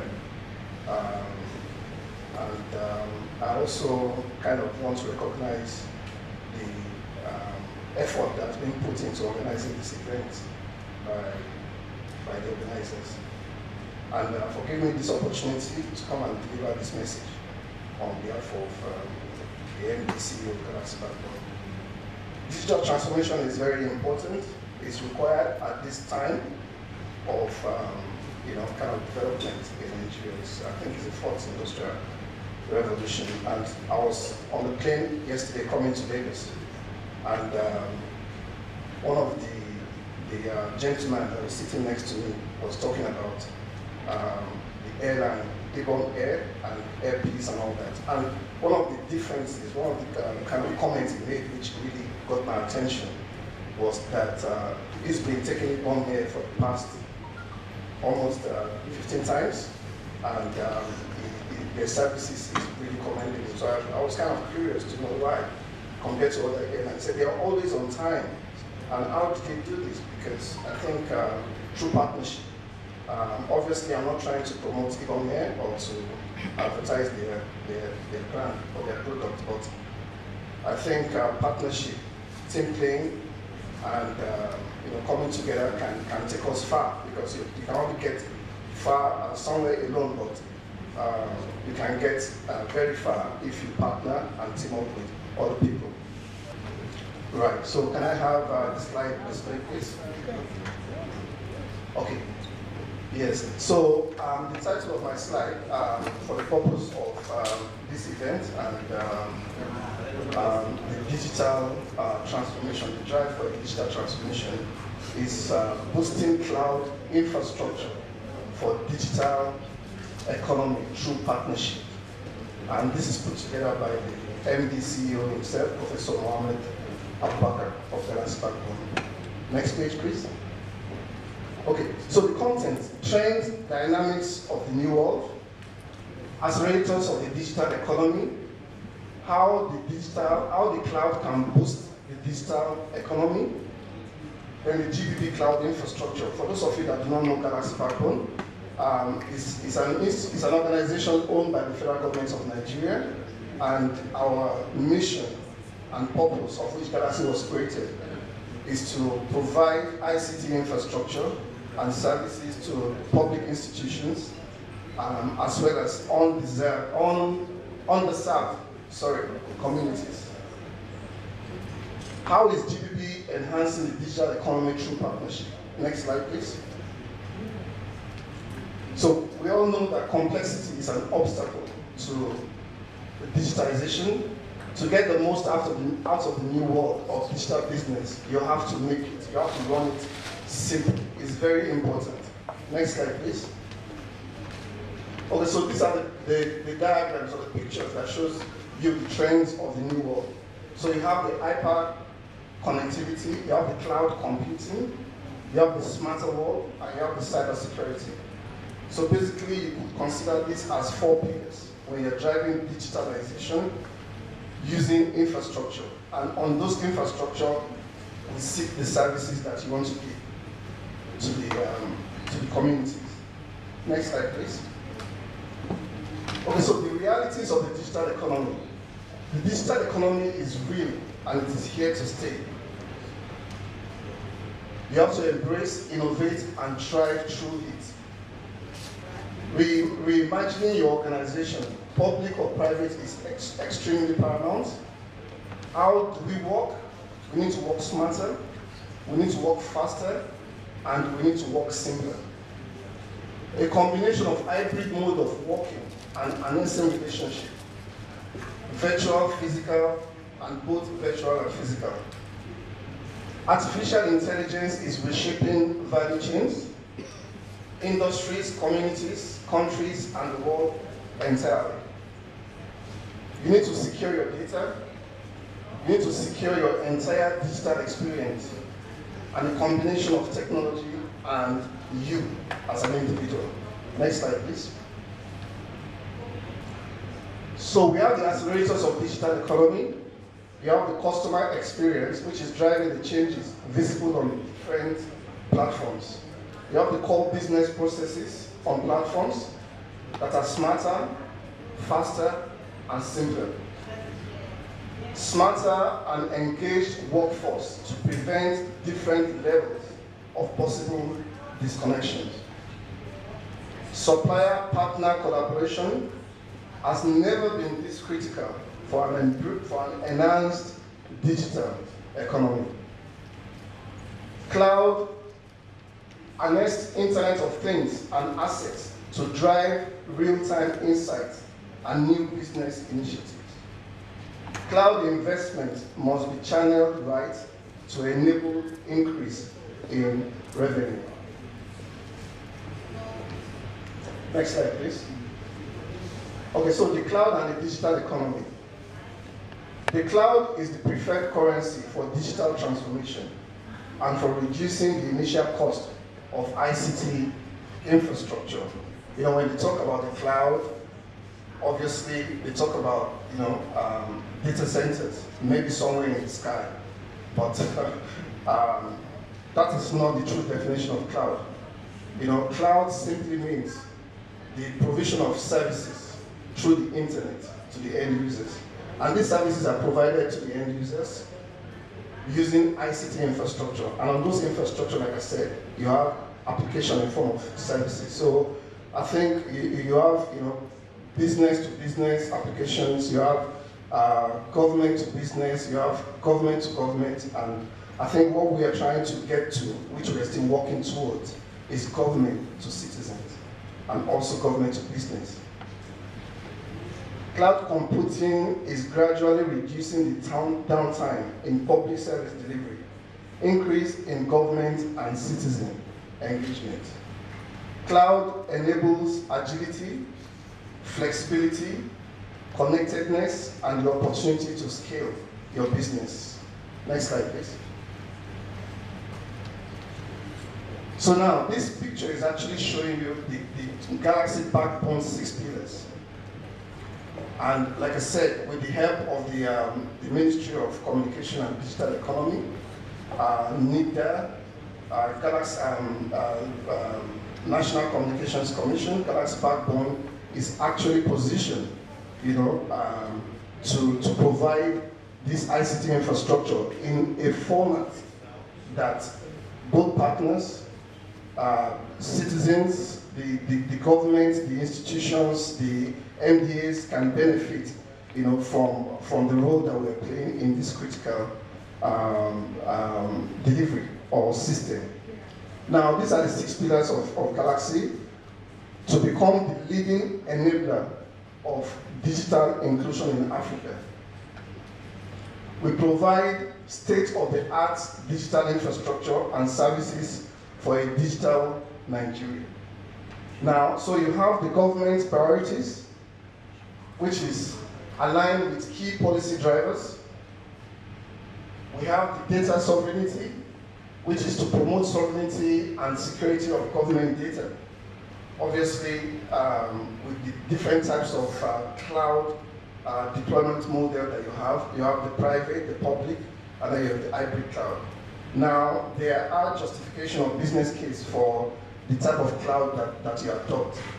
Now, public cloud is taking your data to the internet, okay? But we are able to do this. All right, okay, so coming back to the 6 pillars, okay?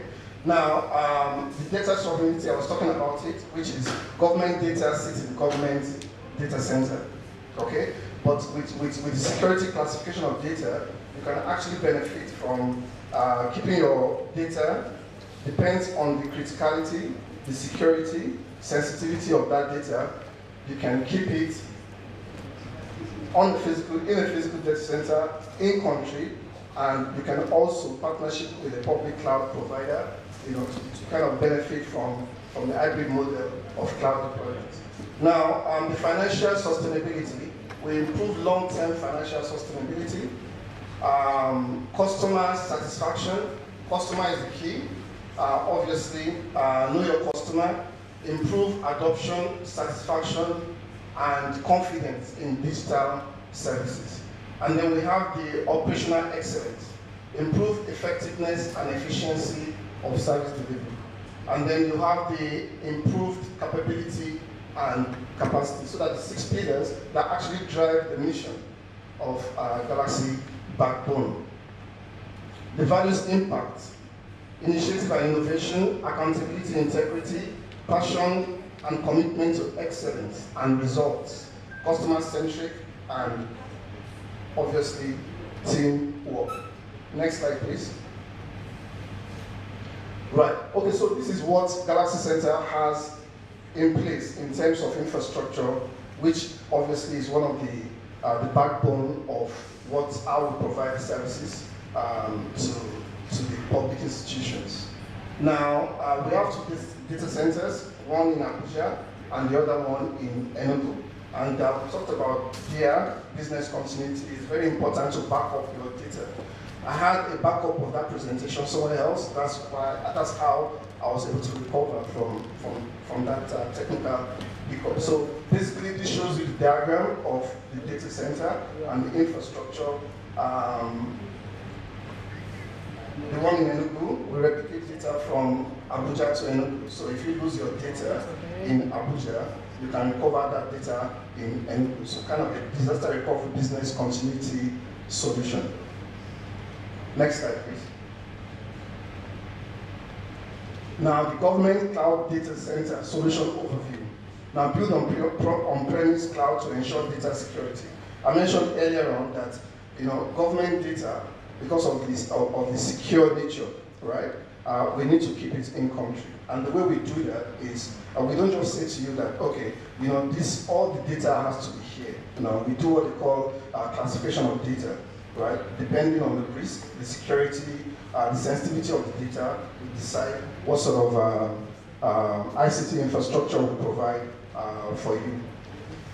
So basically, you have the virtual data center, which sits at the top.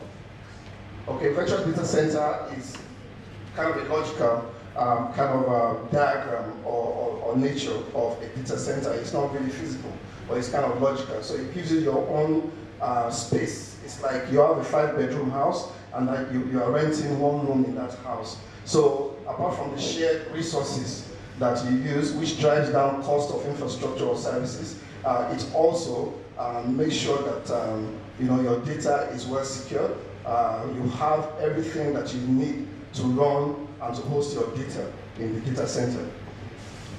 Now we have the computing pool, the storage pool, network pool. I talked about shared resources. Okay, so shared resources is one of the features of cloud computing. Shared resources, that means you are saving money, you are saving costs. So instead of buying your own dedicated resource, you share with other people, but you are logically segmented. That means you are in your own space. So nothing, obviously economies of scale. Next slide, please. Right, okay. So this is the government cloud data center logical architecture, okay? Like I mentioned earlier on, if you focus on the bottom layer, that's where you have the physical infrastructure, you have the server, you have the storage, you have the network, you have the security. And what you want to kind of picture here is everything as a service, okay? Server as a service, storage as a service, network as a service, security as a service. That is the model or the deployment the future, the component of a good cloud computing. Okay, thanks. So you have the resource pool, right? The compute resource pool, the storage resource pool, the network resource pool. You have the virtualization, it's called hypervisor in the technical world. You have the OpenStack, and then you have the HCS. Okay, and then you have the service domain.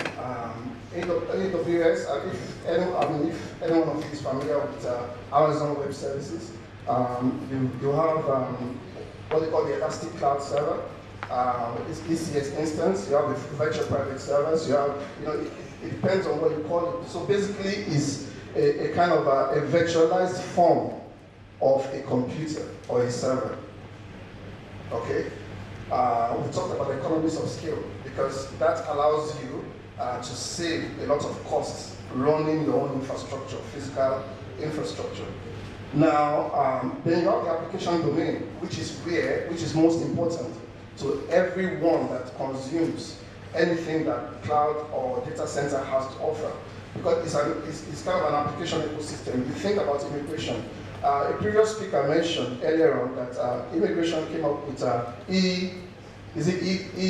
e-passport or e-immigration. Now, this is what the e-immigration sits on. This is what enables citizens, individuals like you, to get your passport issued at the comfort of your home without going from agency to agency. I think this is where we want to get to.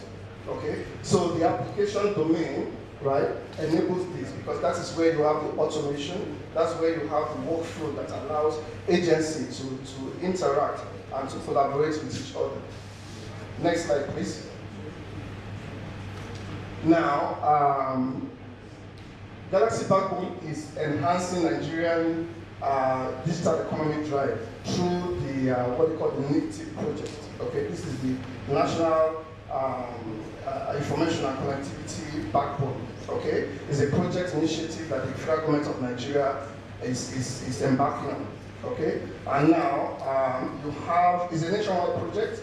You have a NITDA phase 1, which obviously ended in 2016, and then currently we are in NITDA phase 2. So if I just take you through what has been achieved so far, NITDA 1. Okay, so it was 2006 was when the contract was signed.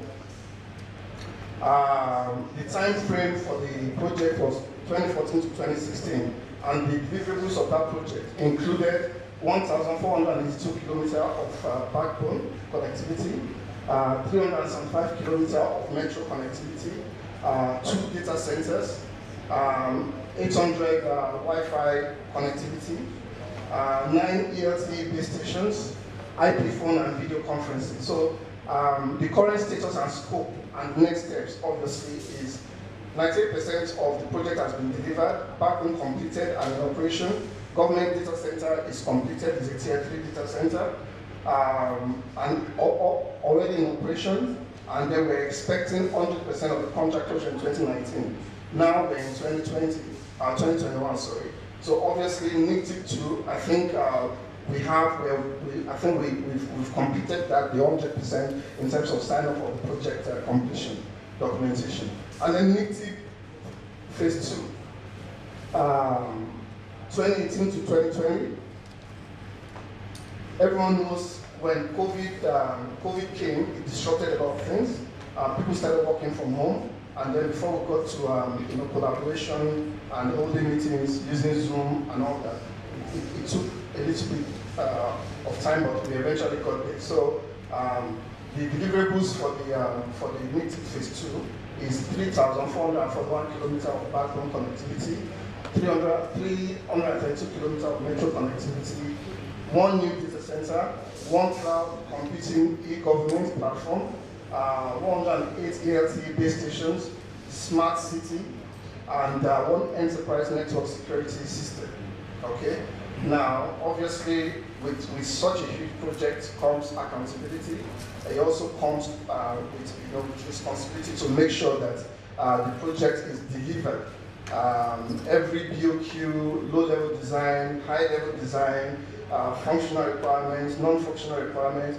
We dot the I's and cross the T's to make sure everything is delivered as expected by the government. Now, statutory approvals of NITDA 2, no objection from the Bureau of Public Procurement. FEC approval was obtained. Import duty waiver approval was also obtained. Exim Bank approval is in place. Exim Bank is the export and import is in place because obviously we're importing some hardware infrastructure from outside the country. Now, outstanding alignment from other arms of government for loan activation and commencement of implementation. Now, the significance of this project, right? One of the main significance is political, because we need to protect government data. It's very important. Cyber security is the new form of war now as we speak, and Nigeria cannot be caught napping. We have to move from the old way of protecting data to the new ways which are out there, because you have the north-south traffic and then you have the east-west traffic. East-west traffic is for infrastructure protection, but the north-south is traffic that is coming from outside. So you have different types of attack. People actually take hacking as a full-time job. And what they do 24/7 is to send one form of attack against your infrastructure, because they know that when they get the infrastructure down, obviously there's going to be downtime, and revenue is going to be lost, integrity is going to be lost, everything is going to be affected. They can make your life seem like a nightmare. So, political, protect government data with FG-owned carrier, okay? And we're responding to the President's demand of strengthening infrastructure construction. Obviously, it ties in with the drive for digital transformation. Now, the social aspect is 20,000, is it 20,000 or 22 million? Plus direct and indirect jobs, okay? With the advent of new technology, artificial intelligence, Internet of Things, robotics, and the likes, okay?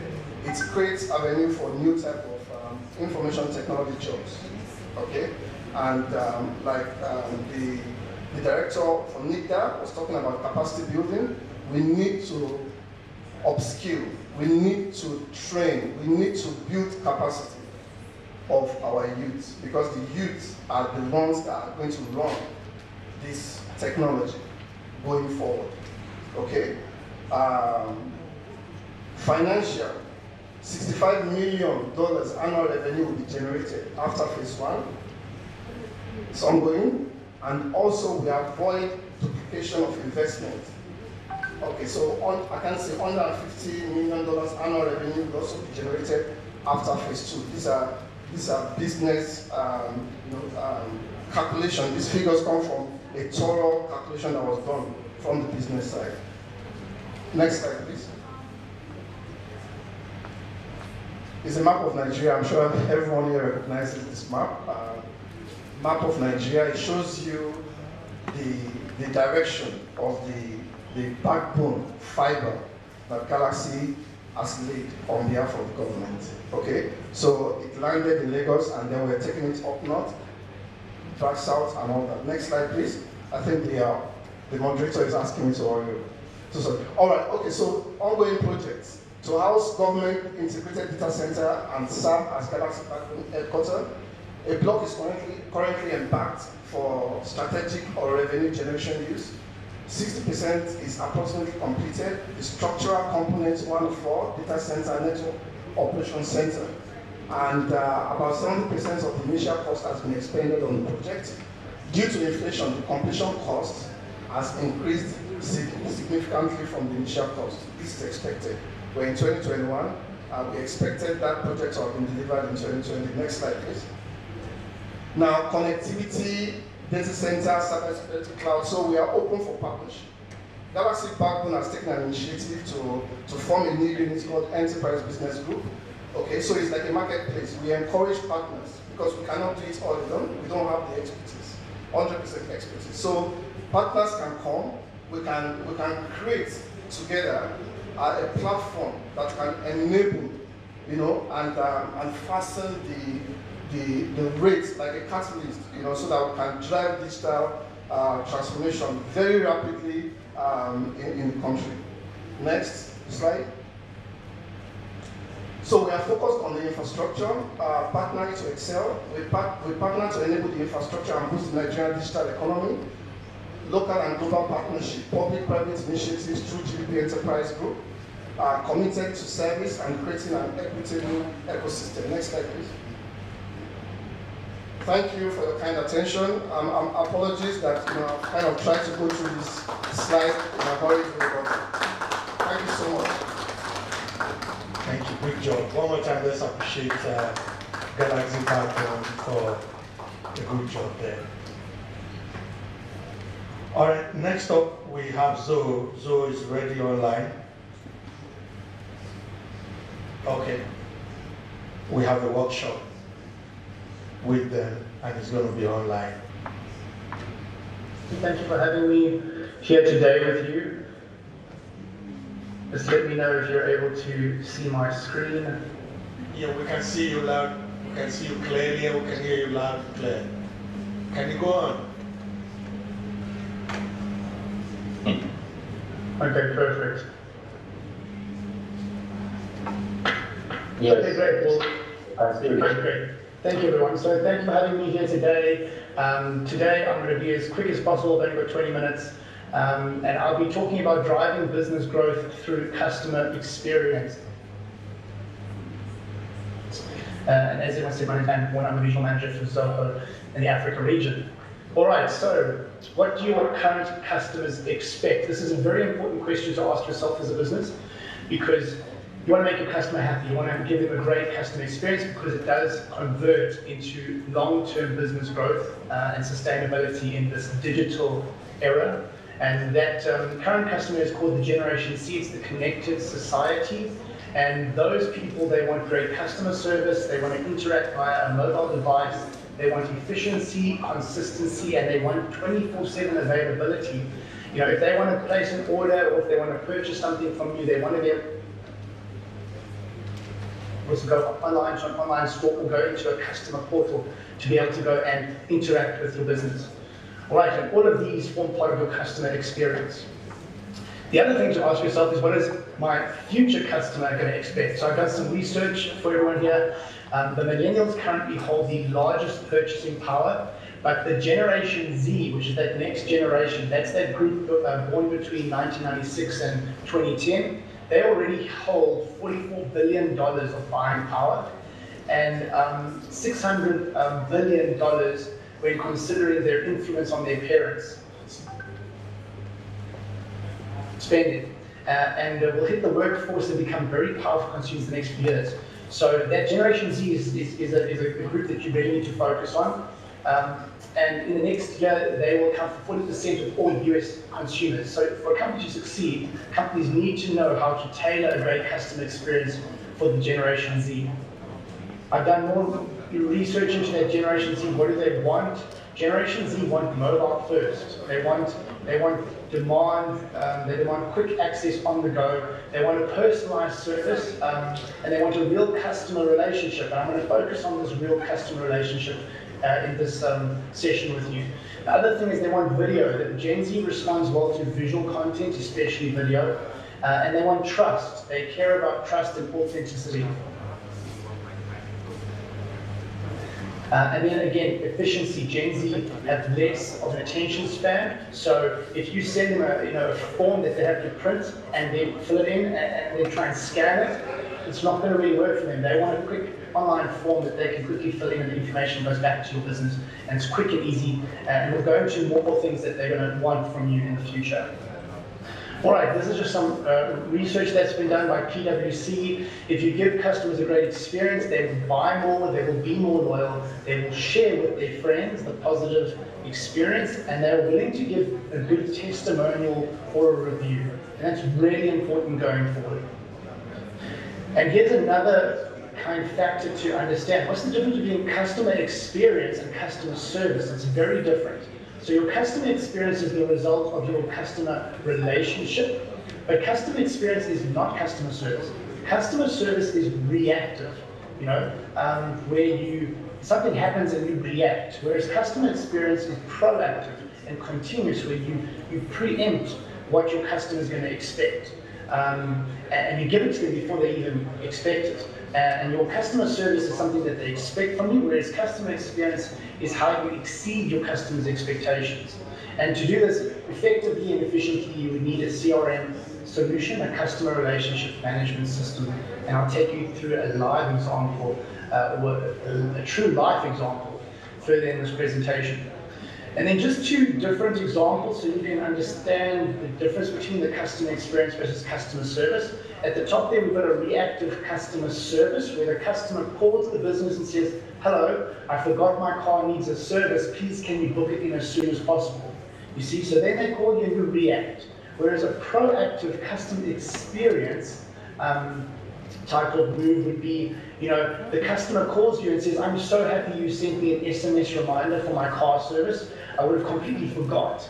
You guys are the best.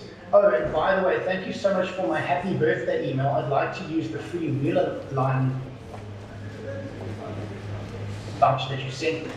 So you see, it's a very big difference with reacting to when customers need something, whereas being proactive is sending them something that brings them, keeps them coming back to you, makes them so happy they will tell everyone about your business and product and service.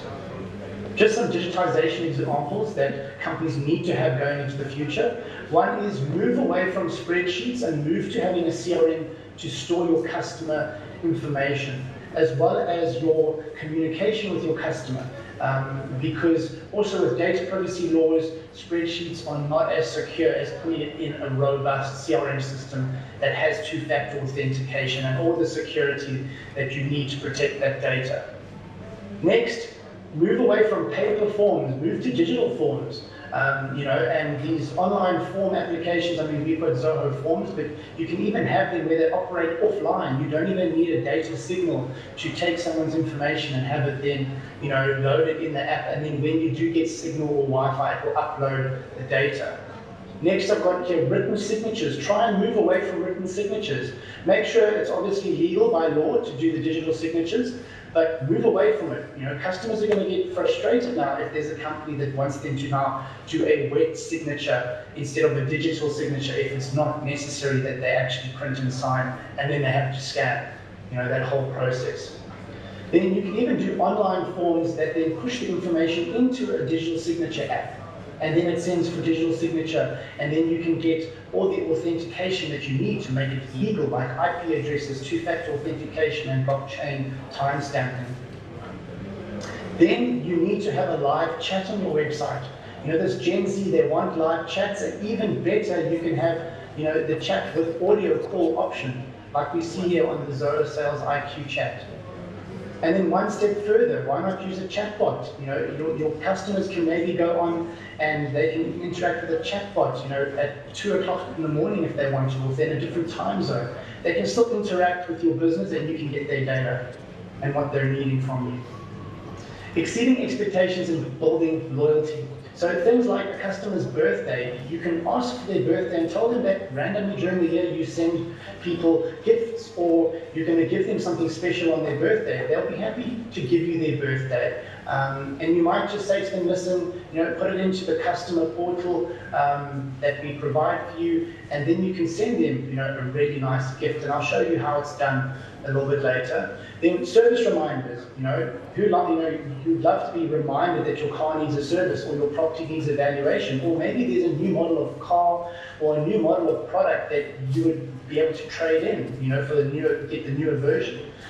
Company birthday celebration. Let's say your company is another year older, you can go and send out and engage with these people and give them something. Give them something nifty that's going to make them really happy that they're going to do business with you, and they'll continue doing business with you.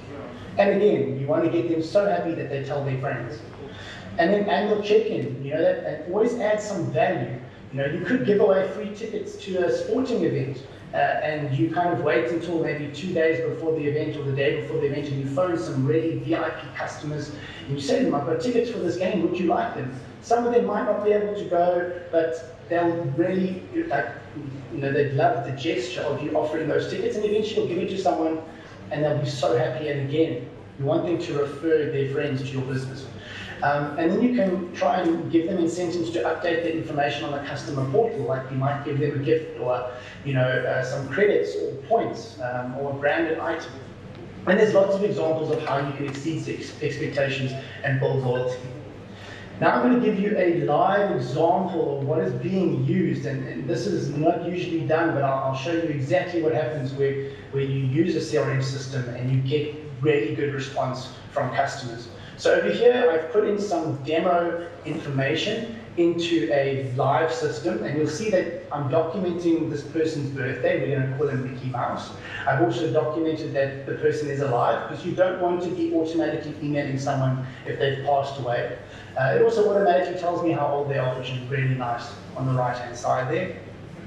Then I've also got a section where my assigned staff member, the agent that's dealing with this customer, you select who your agent is, the staff member, and you can select an auto birthday email that it automatically emails Mickey for their birthday, and they really feel like the agent's been really proactive and typed the email out that morning. Then also you can have a birthday call reminder where it asks the staff member to maybe phone the customer, and then you can get an annual contact reminder that reminds your staff member every year to contact the customer and just say, how you doing? All that stuff adds to the customer experience and will keep them coming back, and they will tell their friends and their colleagues to use you. All right, then also you can put in, what we've got here is KIT, keep in touch reminders. If someone's a VIP or a sphere of influence, you've got SRI there, then you want to keep in touch with them every 3 months. You can assign that to even a telecanvasser or just a call agent that you employ per hour just to phone customers, every 3 months to make sure they're happy and if they need any information or any services. And then also at the bottom there, we've got an evaluation reminder. So again, you can do reminders, and on the top right there, you can also segment your customers and see who's interested in golf. Maybe I'll sponsor a golf day. Or even if you sponsor just a 4-ball in someone else's golf day, you can go through your VIP customers and go and see who you'd like to maybe invite to that golf day. Now here's an example of what the automated email looks like. So it's built in a template, and it's fired off to Mary. It says, Mary, happiest of birthdays to you, wishing you a very blessed year ahead, have an awesome day, and it puts in the agent's email signature. Now this is done automatically. That agent doesn't have to lift a finger. And I can show you now the type of response that this live system did. On the top right there, you'll see that in Zoho CRM it tells you when the person opens the email. All right? And over here, you'll see some of the responses. At the top there, we've got Aaron, thank you, Andrew, hope you're well. We've got James, who says, thank you, Andrew, I appreciate your gesture. Then we even go on to Kyron over there. He says, thank you, Andrew, I hope you and the family, how are you and the family? Kind regards. So and you see there again, thanks, Andy, really appreciate it. So this thing, it automates, but people love it, and it's as if you typed it that morning and you can make it as it comes from your staff, or you can make it that it comes from the company. Then you can also do workflow triggers that will trigger to message your staff when things happen. You know, you can get a keep in touch reminder on the left, bottom left there, where it's a reminder to contact Jonathan. You know, then you've also got a tenant application has come in. So that's then contacting the team to say there's an application's been accepted. You know, and then there's a deal done. You know, congratulate your team that they've done a deal and it's gone final. And that's the power of the Zoho CRM connected with the Zoho Click chat at the bottom. You know, your staff are always engaged, and it's even on their phone or mobile app. Again, you can see the team admin automation there. That's an alert that's gone out to a tenant to remind them to pay their rent. We've even got a feedback auto email that's been sent to seller next seller that's you know, selling their house. That's 123 Demo Street. So you can always see what's going on in your business, and it's all automated. So with that in mind, you can even go as far as exporting the data, the customer data, into a contract and sending it for digital signature. So it's so many things that you can do with this technology to make the customer experience incredible. And you really want, the goal is to create what I call a promoting customer. And a promoting customer is, I'll just explain here. So you'll get a new customer that, you know, it will be introduced to your company by a promoting customer. That'll be by word of mouth, social media recommendation. You know, when someone goes online and says, you know, I need a plumber, I need an electrician, who do you recommend? And then your friends will kind of say who they recommend. You want someone who recommends it on the post and also messages the person, says, listen, I had the best, you know, service from this person, you must contact them, they're really good. That's the kind of person you want to create. And then you want them to become a repeat customer, someone that keeps coming back. So that new customer will keep coming back because of the great experience that they had first time. And then you want to make them a loyal customer. You know, they become loyal because you continually give them a great experience and you continuously improve that customer experience. And you make them feel real special.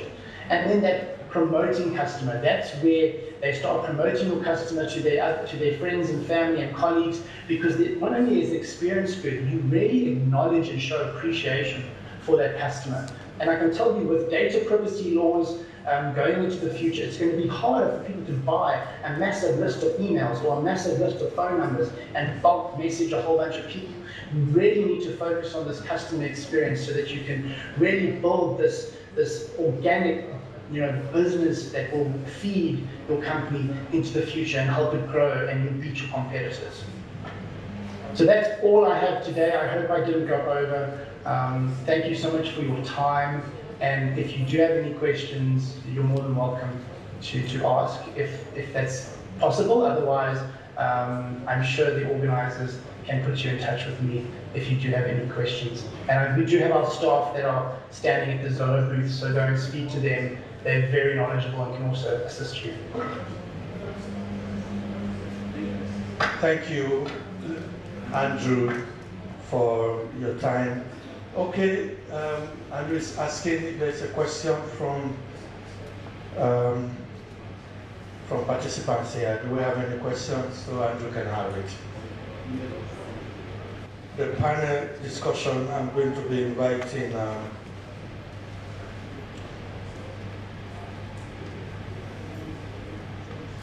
of course, I'm going to be inviting Dr. Ayotunde Koka to come. If he's here, as one of the panelists.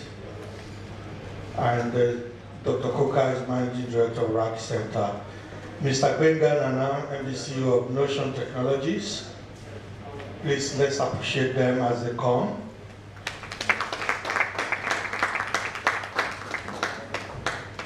Tinwa Degunti, please, let's appreciate her as well as she comes.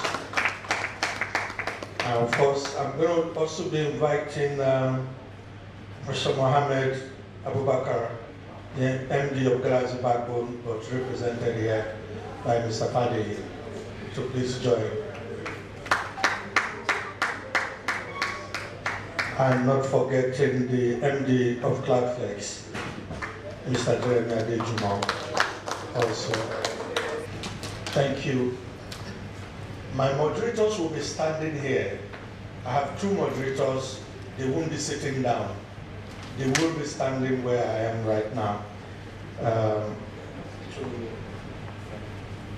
to moderate. Okay, so the first moderator I'm going to be calling is Obina. Obina is the Chief Technology Officer of Cloud Exchange. Obina is here? Okay. Please give Obina a round of applause. And of course, the presenter of RaveTech on Rave TV, RaveTech on Rave TV, Losa Olani, is also here. So I'll leave the podium for both of you, and you have 20 minutes to do this. Okay? Thank you. Obina, and good combination.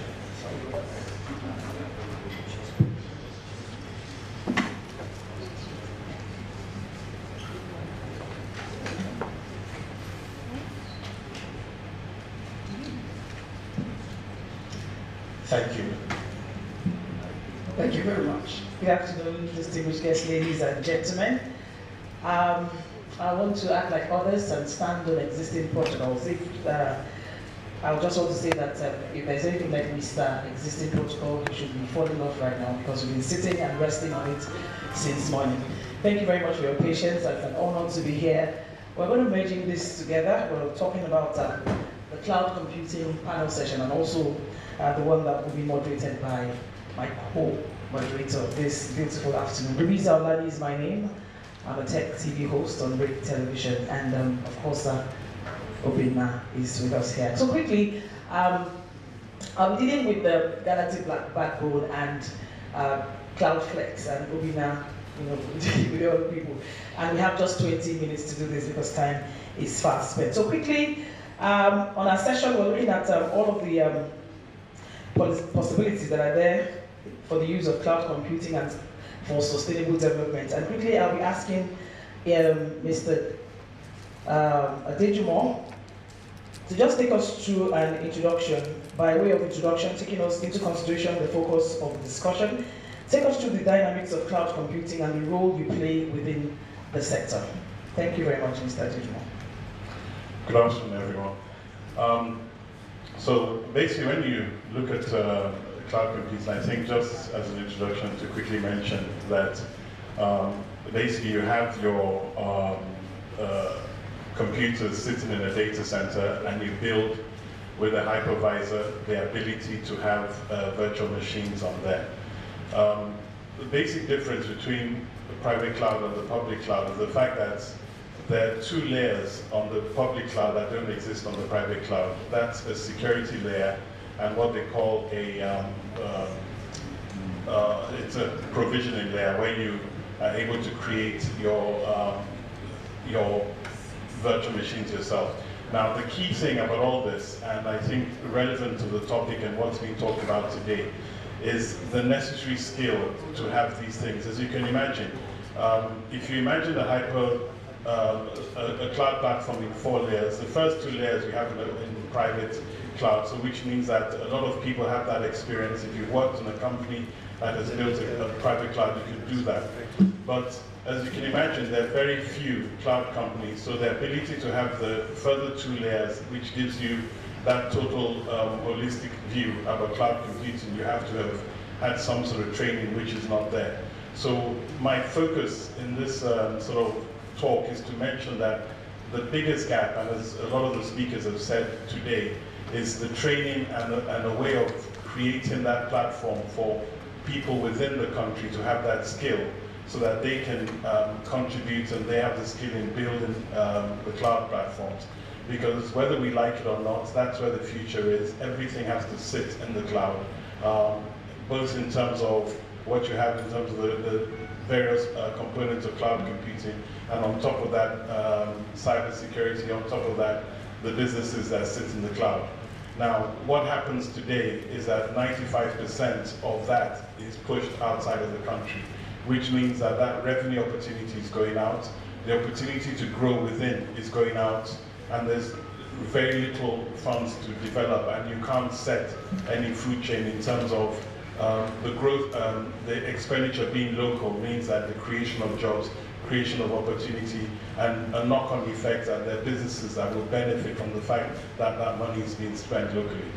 All right, thank you very much. And quickly, Galaxy BackBone earlier on took us through what they're doing within that space. And let's just take it from, you hammered on partnership and all of that. And just recently, you held a webinar where the chief executive announced that Galaxy BackBone is partnering with Zadara to unleash cloud services in Nigeria. I want you to take us through that partnership. Are you guys leveraging on Zadara's platform, or is it the other way around? What's that partnership about? Okay. Yes. Partnership is very key to the development of digitization of the assets or infrastructure. We have key players out there. You mentioned Zadara. Zadara, the key players that have proven their expertise in the area of service, cloud services, cloud computing services. So you have storage as a service, you have compute as a service. Economies of scale is one of the reasons why that partnership is in place. Basically, for any partnership to be formed, you need what they call guidelines of the partnership. You need to set clear, very clear tone of what is expected in that partnership. So gone are the days where you have OEMs with a huge price tag, coming to sell you equipment or solutions, and they take the money and they just walk away. But the partnership is basically the model. In a very high level summary is long term, both the partner and the service provider, which is Galaxy BackBone, have their own responsibilities clearly spelled out. So we are guided by service level agreement, because obviously customer is king. You have to make sure that the service that you're giving to customer, there's no service outage on unreasonable or unexpected service outages. So we're guided by SLAs between both parties, and also to make sure that we get the right benefit out of the partnership. Okay, thank you. So my first question will go to Le, who we all know has and is currently doing a lot in the area of digital infrastructure with the expansion of his data center at the rack center. But again, having listened to everybody that's spoken today, one of the things I somehow do not really agree with is the fact that we lack infrastructure. I see it from the other way around. Our infrastructure is growing at the rate the market demand is coming in. But notwithstanding, I would rather hear from the professional today, do you think that we actually lack infrastructure, one, and secondly, from your perspective, what are we doing and what can we do to ensure that we quickly bridge that gap of digital lack, if any? Okay, great question. I'll try and be as brief as I can. There are different layers of infrastructure, right? If you look at the stack, at the very base is power. You need power to run a data center. And all of the networks that power the mobile phones or data or broadband, fiber and all that, all sit in data centers, right? So the data center supports all of that, okay? And of course, separately as well, you have the towers and the shared towers now that support mobile telephony, and even for mobile data out there, they have shared tower services that also depend on power. Then you have, beyond the networks, then you have all the cloud services that sit on top of that, and that enable your software as a service, so on. So, do we have enough infrastructure? Yes and no, okay? Because increasingly we're having world-class infrastructure for data centers, for instance. You see, the issue of power for data centers is a special one. Because even if we had abundant power everywhere, okay, and we're going to plug into abundant power grid, the amount of power you use for data centers at scale, you're talking about 1 megawatt, 2 megawatts, 5 megawatts, 10 megawatts as you grow, right? Is significant that they have to actually provision that specially for you, and that you have to have backup, which is usually diesel. Okay, so in a way, it's a bit of a leveler for data centers, the power issue. Okay, because you have to attack it specially. Now, do we have enough data center capacity? We're expanding for now, and we have a trajectory. We have 1.5 megawatts of IT power now, and we've set out a trajectory that's in motion now to get 13 megawatts data center, which currently we're the largest in carrier neutral in West Africa, and then bringing in 13 megawatts, we're seeing the demand going into that. So very quickly, the demand is going to could outstrip supply if, as we expect, also we have this uptake at the tipping point on demand for cloud services, which will need, for instance, Cloudflare suddenly has a growth and they need more capacity, they'll need more data center services. And what's going to cause that, very quickly, is the systemic effect of demand in the population. People use cloud services. In Africa, I call it the sachet economy, right? Small companies can't afford servers to provide, to digitize their businesses. So they use services of mobile phones, of cloud services, in little bits. They'll buy today for what they need tomorrow. And the mobile phone companies have shown you buy your airtime for what you need tomorrow. Cloud is a way to meet that kind of demand. So, and what's happening is, if you want access to loans, if you want to be able to run your business efficiently and grow, just as a micro, business, a sole trader even, okay, you've got to keep your books somehow, right? That's the only way you can do that is cloud.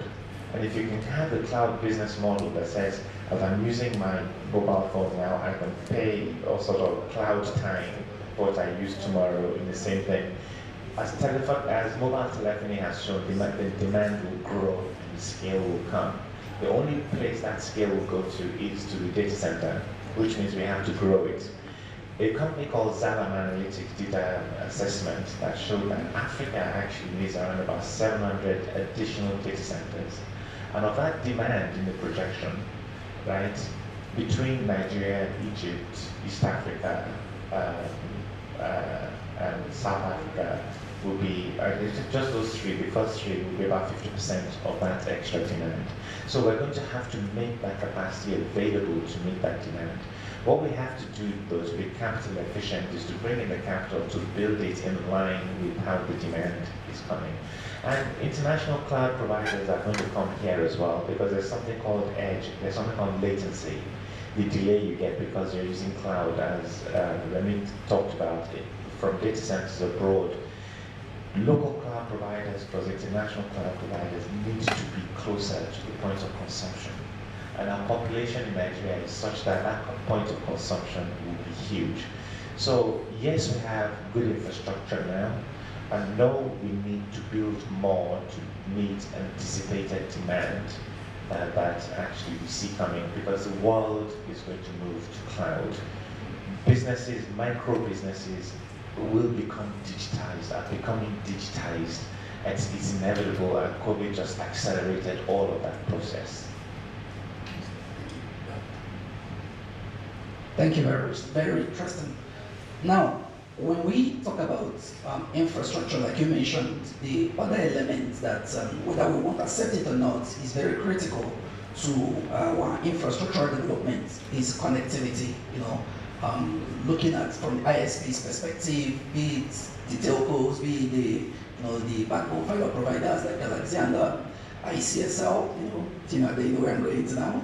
So, being a professional in this space, what can we do to reach the remote areas? Because everybody is in Lagos, everybody is in Abuja, Port Harcourt. These are three major cities. When people start up businesses in Nigeria, they think about these three markets. But outside Lagos, outside Abuja, outside Port Harcourt, is the huge huge population of this country that is yet to be completely covered within our space in terms of connectivity.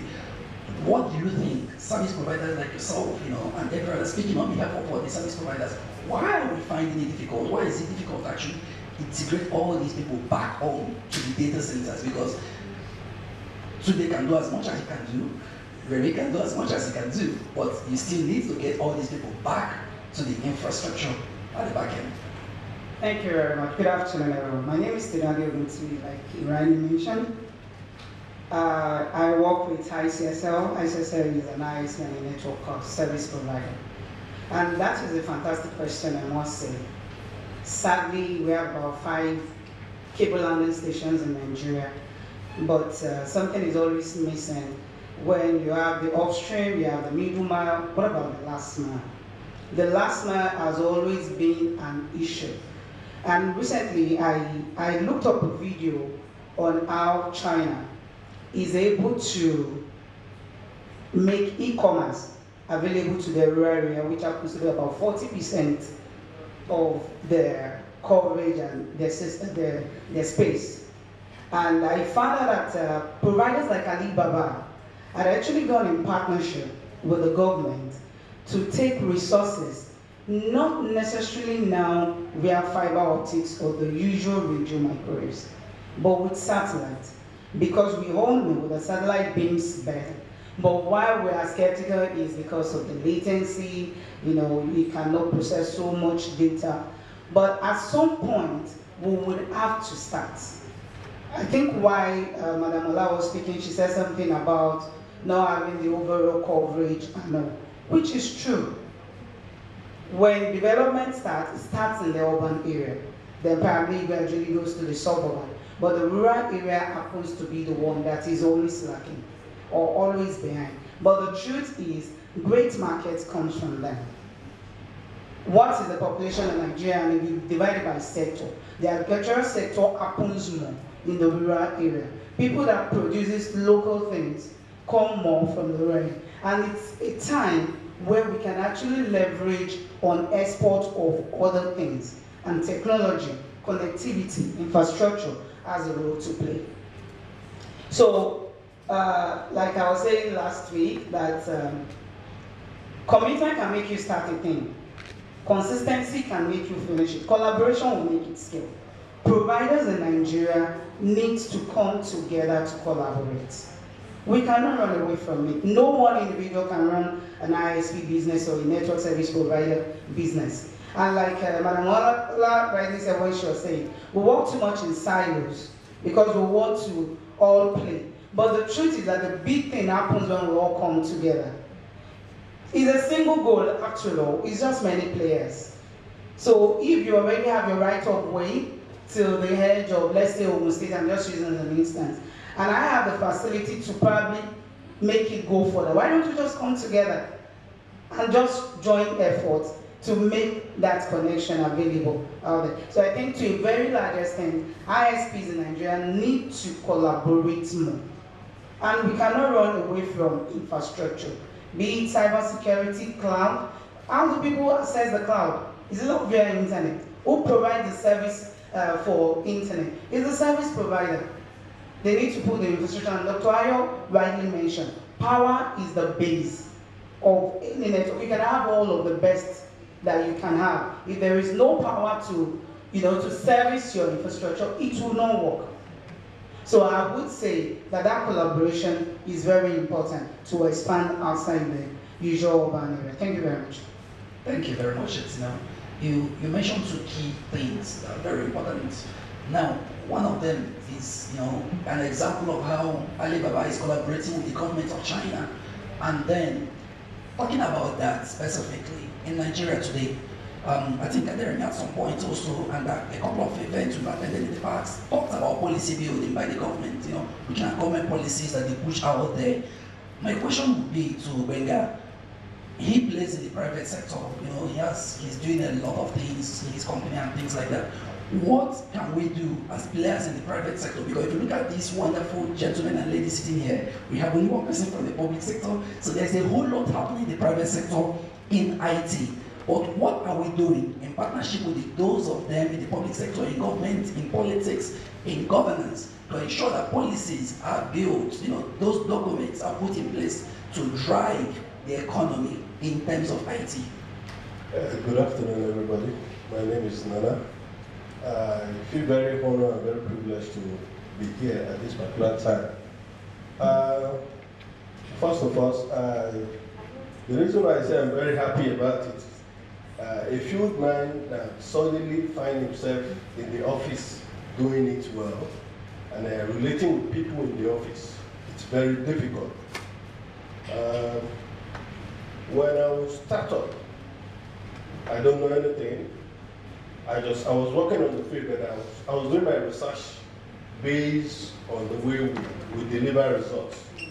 But we don't get that support from the government we have in giving us the positive result. Like what she rightly said, in everything you want to achieve, if there's no teamwork, you can't get things right. The fact is, we need a collaboration, togetherness to move forward in this country. Like my area of specialization, I deal with the equipment aspect of the ISPs, whatever you want to do, the racks, or automatically you will call my attention.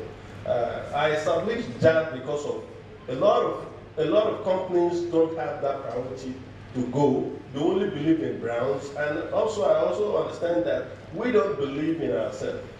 Here in Nigeria, mainly African-wise, we believe more in the white, somebody you don't see. You believe more in that person than the person you see here. And even the government too does not even count, don't value it.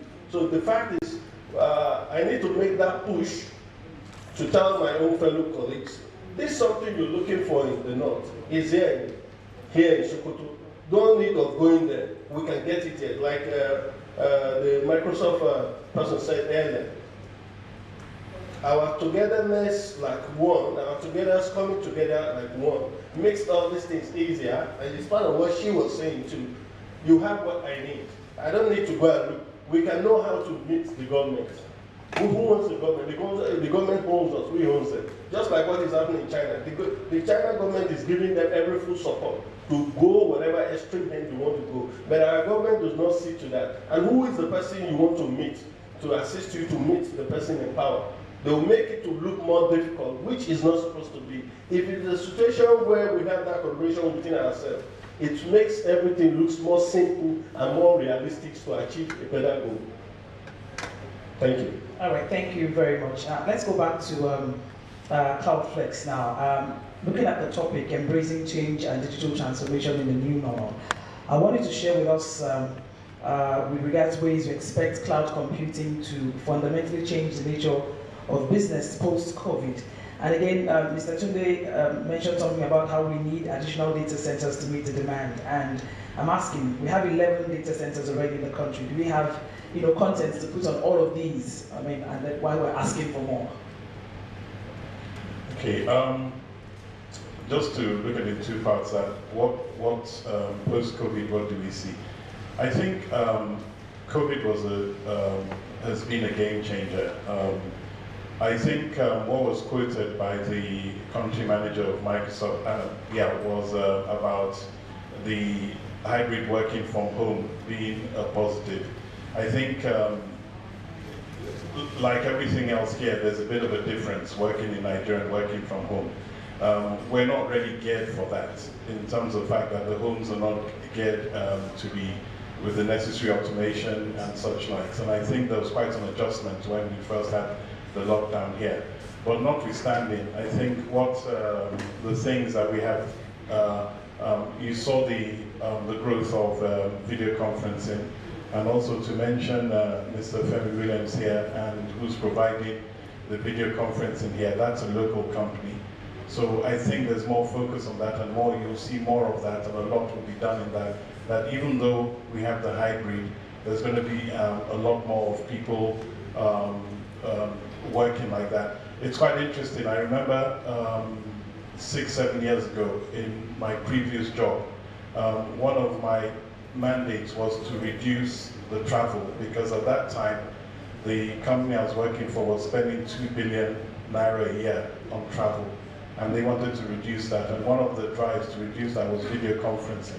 So every new office that I built a video conferencing room, but it was not, there was not so much focus on that. And look at us today. It's something that's, part and parcel. When you arrange a meeting, you're asking the question, are we meeting physically or are we going to have a video conferencing meeting? So it's more an accepted way of life. And I think for us, we have our local issues to take it, if I have to go to a meeting, being on the island to the mainland, that's my whole day gone. But with video conferencing, I can do it in an hour and then move on to other things. So I think that's one of the key things you will see. And of course, in terms of business, the new things coming on, the NIRA, a lot of the fintech, a lot of what has been talked about. Tunde mentioned the unicorns. This year, there are more than 4 of them. All of that is dependent on everybody using the modern technology, cloud-based technology, and all that. So that's the back end of it. Everything is going to be cloud, and there's going to be more and more use that it's going to creep into our day-to-day life, that everything we do will be using these things. So, which is why it's important what Tinade has said about collaboration, because we've got to cover the country. It's not just the metropolis, the villages and the far-flung areas need to be addressed in order for that inclusivity for everyday life and for the functionality. And I think that's what's been going on in terms of the financial inclusion, which has been going for a number of years. Everything has been in terms of how do you get people getting banking services, people getting money, and just things that will make everyday life easier. So I think there's no way we won't have that. And because of that, and because of the growth of that, and because of the localization, as Tunde mentioned, there's no way that there would be more data centers required and a more cloud platforms. So I see a growth of cloud companies, a growth of data centers, and more use of that technology. All right, thank you very much. Please a round of applause for him again. Lastly, from my end, I want to go back to Galaxy Backbone. I think one of the concerns of people in the adoption of cloud computing is the fear of data colonization. You want to take us through that? And again, as an agency of the government, let's talk about laws. As a means to curb that, analysts are saying that African countries might begin to implement laws that might dwarf the growth, in this part of the world. Do you share this view? Right. Okay. So can you take that question again? Data colonization when it comes to the whole of cloud computing. Okay. How about the second one? Talking about laws, I mean, because of that fear that people have, we might start implementing some kind of laws that might, stunt us, some sort of. Right. Okay. So let me take the first question about data colonization. Right now, cloud computing obviously, kind of encourages, data security of data, backup of data, which obviously makes sure that you can recover from disaster quickly, so that your services does not get impacted and you don't lose money. Now, as a service provider, data colonization is not one of the things that we drive. Yes, we back up your data, we take your data, we make sure that we communicate to you very clearly that your data is secure, because we demonstrate security of the data. We have infrastructure in place that secures your data. And also, we make sure that you can access your data whenever you want it, in whatever format you want it, based on the agreement that we have with you. So we create a confidence, to make sure that the service that we're providing to you with regards to your data is what you want, and we can also, tailor made, for example, disaster recovery. There's what we call the recovery time objective and recovery point objective. For example, you're working on your laptop or your server, and you delete, the file that you have saved 3 years ago. Eventually you deleted, you mistakenly delete the file today. And then you don't realize that the file is missing maybe until about 2 weeks afterwards, and then you come to us to say, okay, oh, I can't find this file, blah blah blah blah.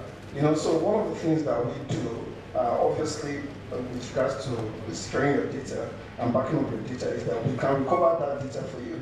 You know, so you don't actually lose the file. As a service provider, we give you that confidence that your data is available whenever you want it.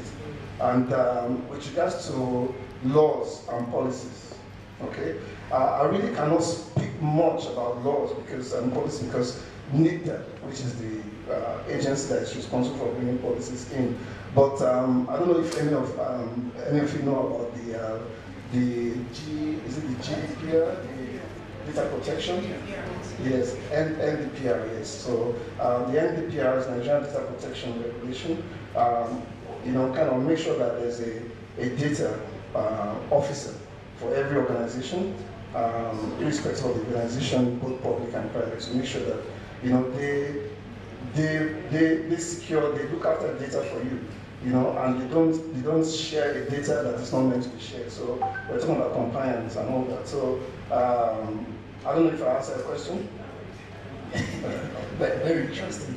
So today, back to you. Talking about building resilience infrastructure, and you mentioned about power when you spoke earlier. Now, one of the things, in fact, I got that question this morning. I had a partner that just flew in yesterday, and I was trying to talk to him about my own data center and cloud exchange. And the first thing that he asked me is, how do you guys manage power? Right? So, do you still think, how do you explain, how do you talk, what have you put in place in your data center, and what should be put in place across the entire infrastructure space to make people trust that irrespective of our power challenge in this country, that we've actually got it right? If you just see the output justifies the input, right? So the service is the output. We've provided 100% uptime since launch. That's what matters to the customer. That's it. Don't worry about my problem. My job is to deliver it to you, right? And that's yes. You need to go up to that, yes. Yeah. So when some people say to me, oh gosh, you promised, I'm like, no, we deliver 100% uptime service, high quality customer service, and those are the outputs that matter. You sleep, you rest, know that we're dealing. In fact, some people, corporates want to build data centers in this day and age, and I don't understand it. So giving CIOs coaching, say, look, the one way you can distract yourself in your career, this day and age when we have high quality data centers where you can collocate, carrier neutral, all the carriers are there and stuff like that, is to build it in. It's a distraction. It's a waste of the company's capital. It takes months and months to build it. You don't have the core competencies to deliver yourself with 100% uptime output, right? And every time there's something about COVID, for instance, you know, in one go we were able to get the critical facility infrastructure approvals to get our people to start. Our customers just had to, I mean, did you have to worry about anything? You know, you didn't even have to worry about COVID, right? But some people had to worry about COVID. How do we get, how do we get people in, stuff like that. When you have enough of your front-end business to satisfy your customers to worry about, okay? So we always say power is not your own problem, it's my problem. Now, on the back-end side of it, what we do is it's a core competency for us. We know the engineering of the power delivery that we need. If it's diesel, if it's gas, it's not straightforward, it's complicated. But that's why we are in the business we are. We worry about the complicated bits. You just worry about the output of 100% uptime and what you enjoy.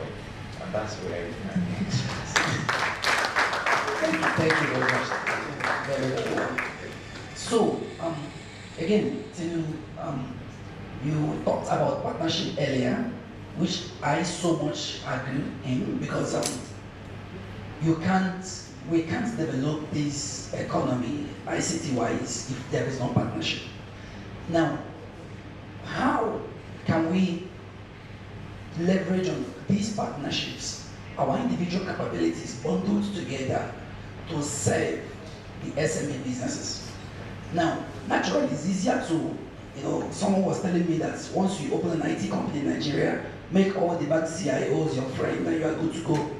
But everybody forgets that there's that young guy out there who is a software developer trying to push something that revolutionizes this industry, the country, the economy, everything. How can we, or what are we doing, or what are you doing, to ensure that we're able to, while focusing on the big fishes in the market, we are also making platforms available for the SMEs. Okay, thank you very much for the question. Truth be told, a set an enabling environment is created, right? That is what will make one just hit the ground running, particularly for SMEs. But not to say or discount the fact that, like, let me just speak for ICSL now. And thankfully for gatherings like this, when you come, you meet people who also play in similar field or things you need. What SMEs need to take advantage of is the fact that know who and who are the players in what you need. I tell you, if you have a good, let me say you have something good to sell, by the time you go through 1, 2, 3 persons or companies, they will definitely identify with it. Let me give you a good instance. There is this thing about skill exports right now in Nigeria, right?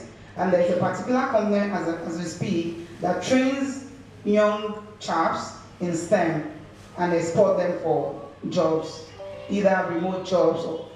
How do you think they were able to launch this?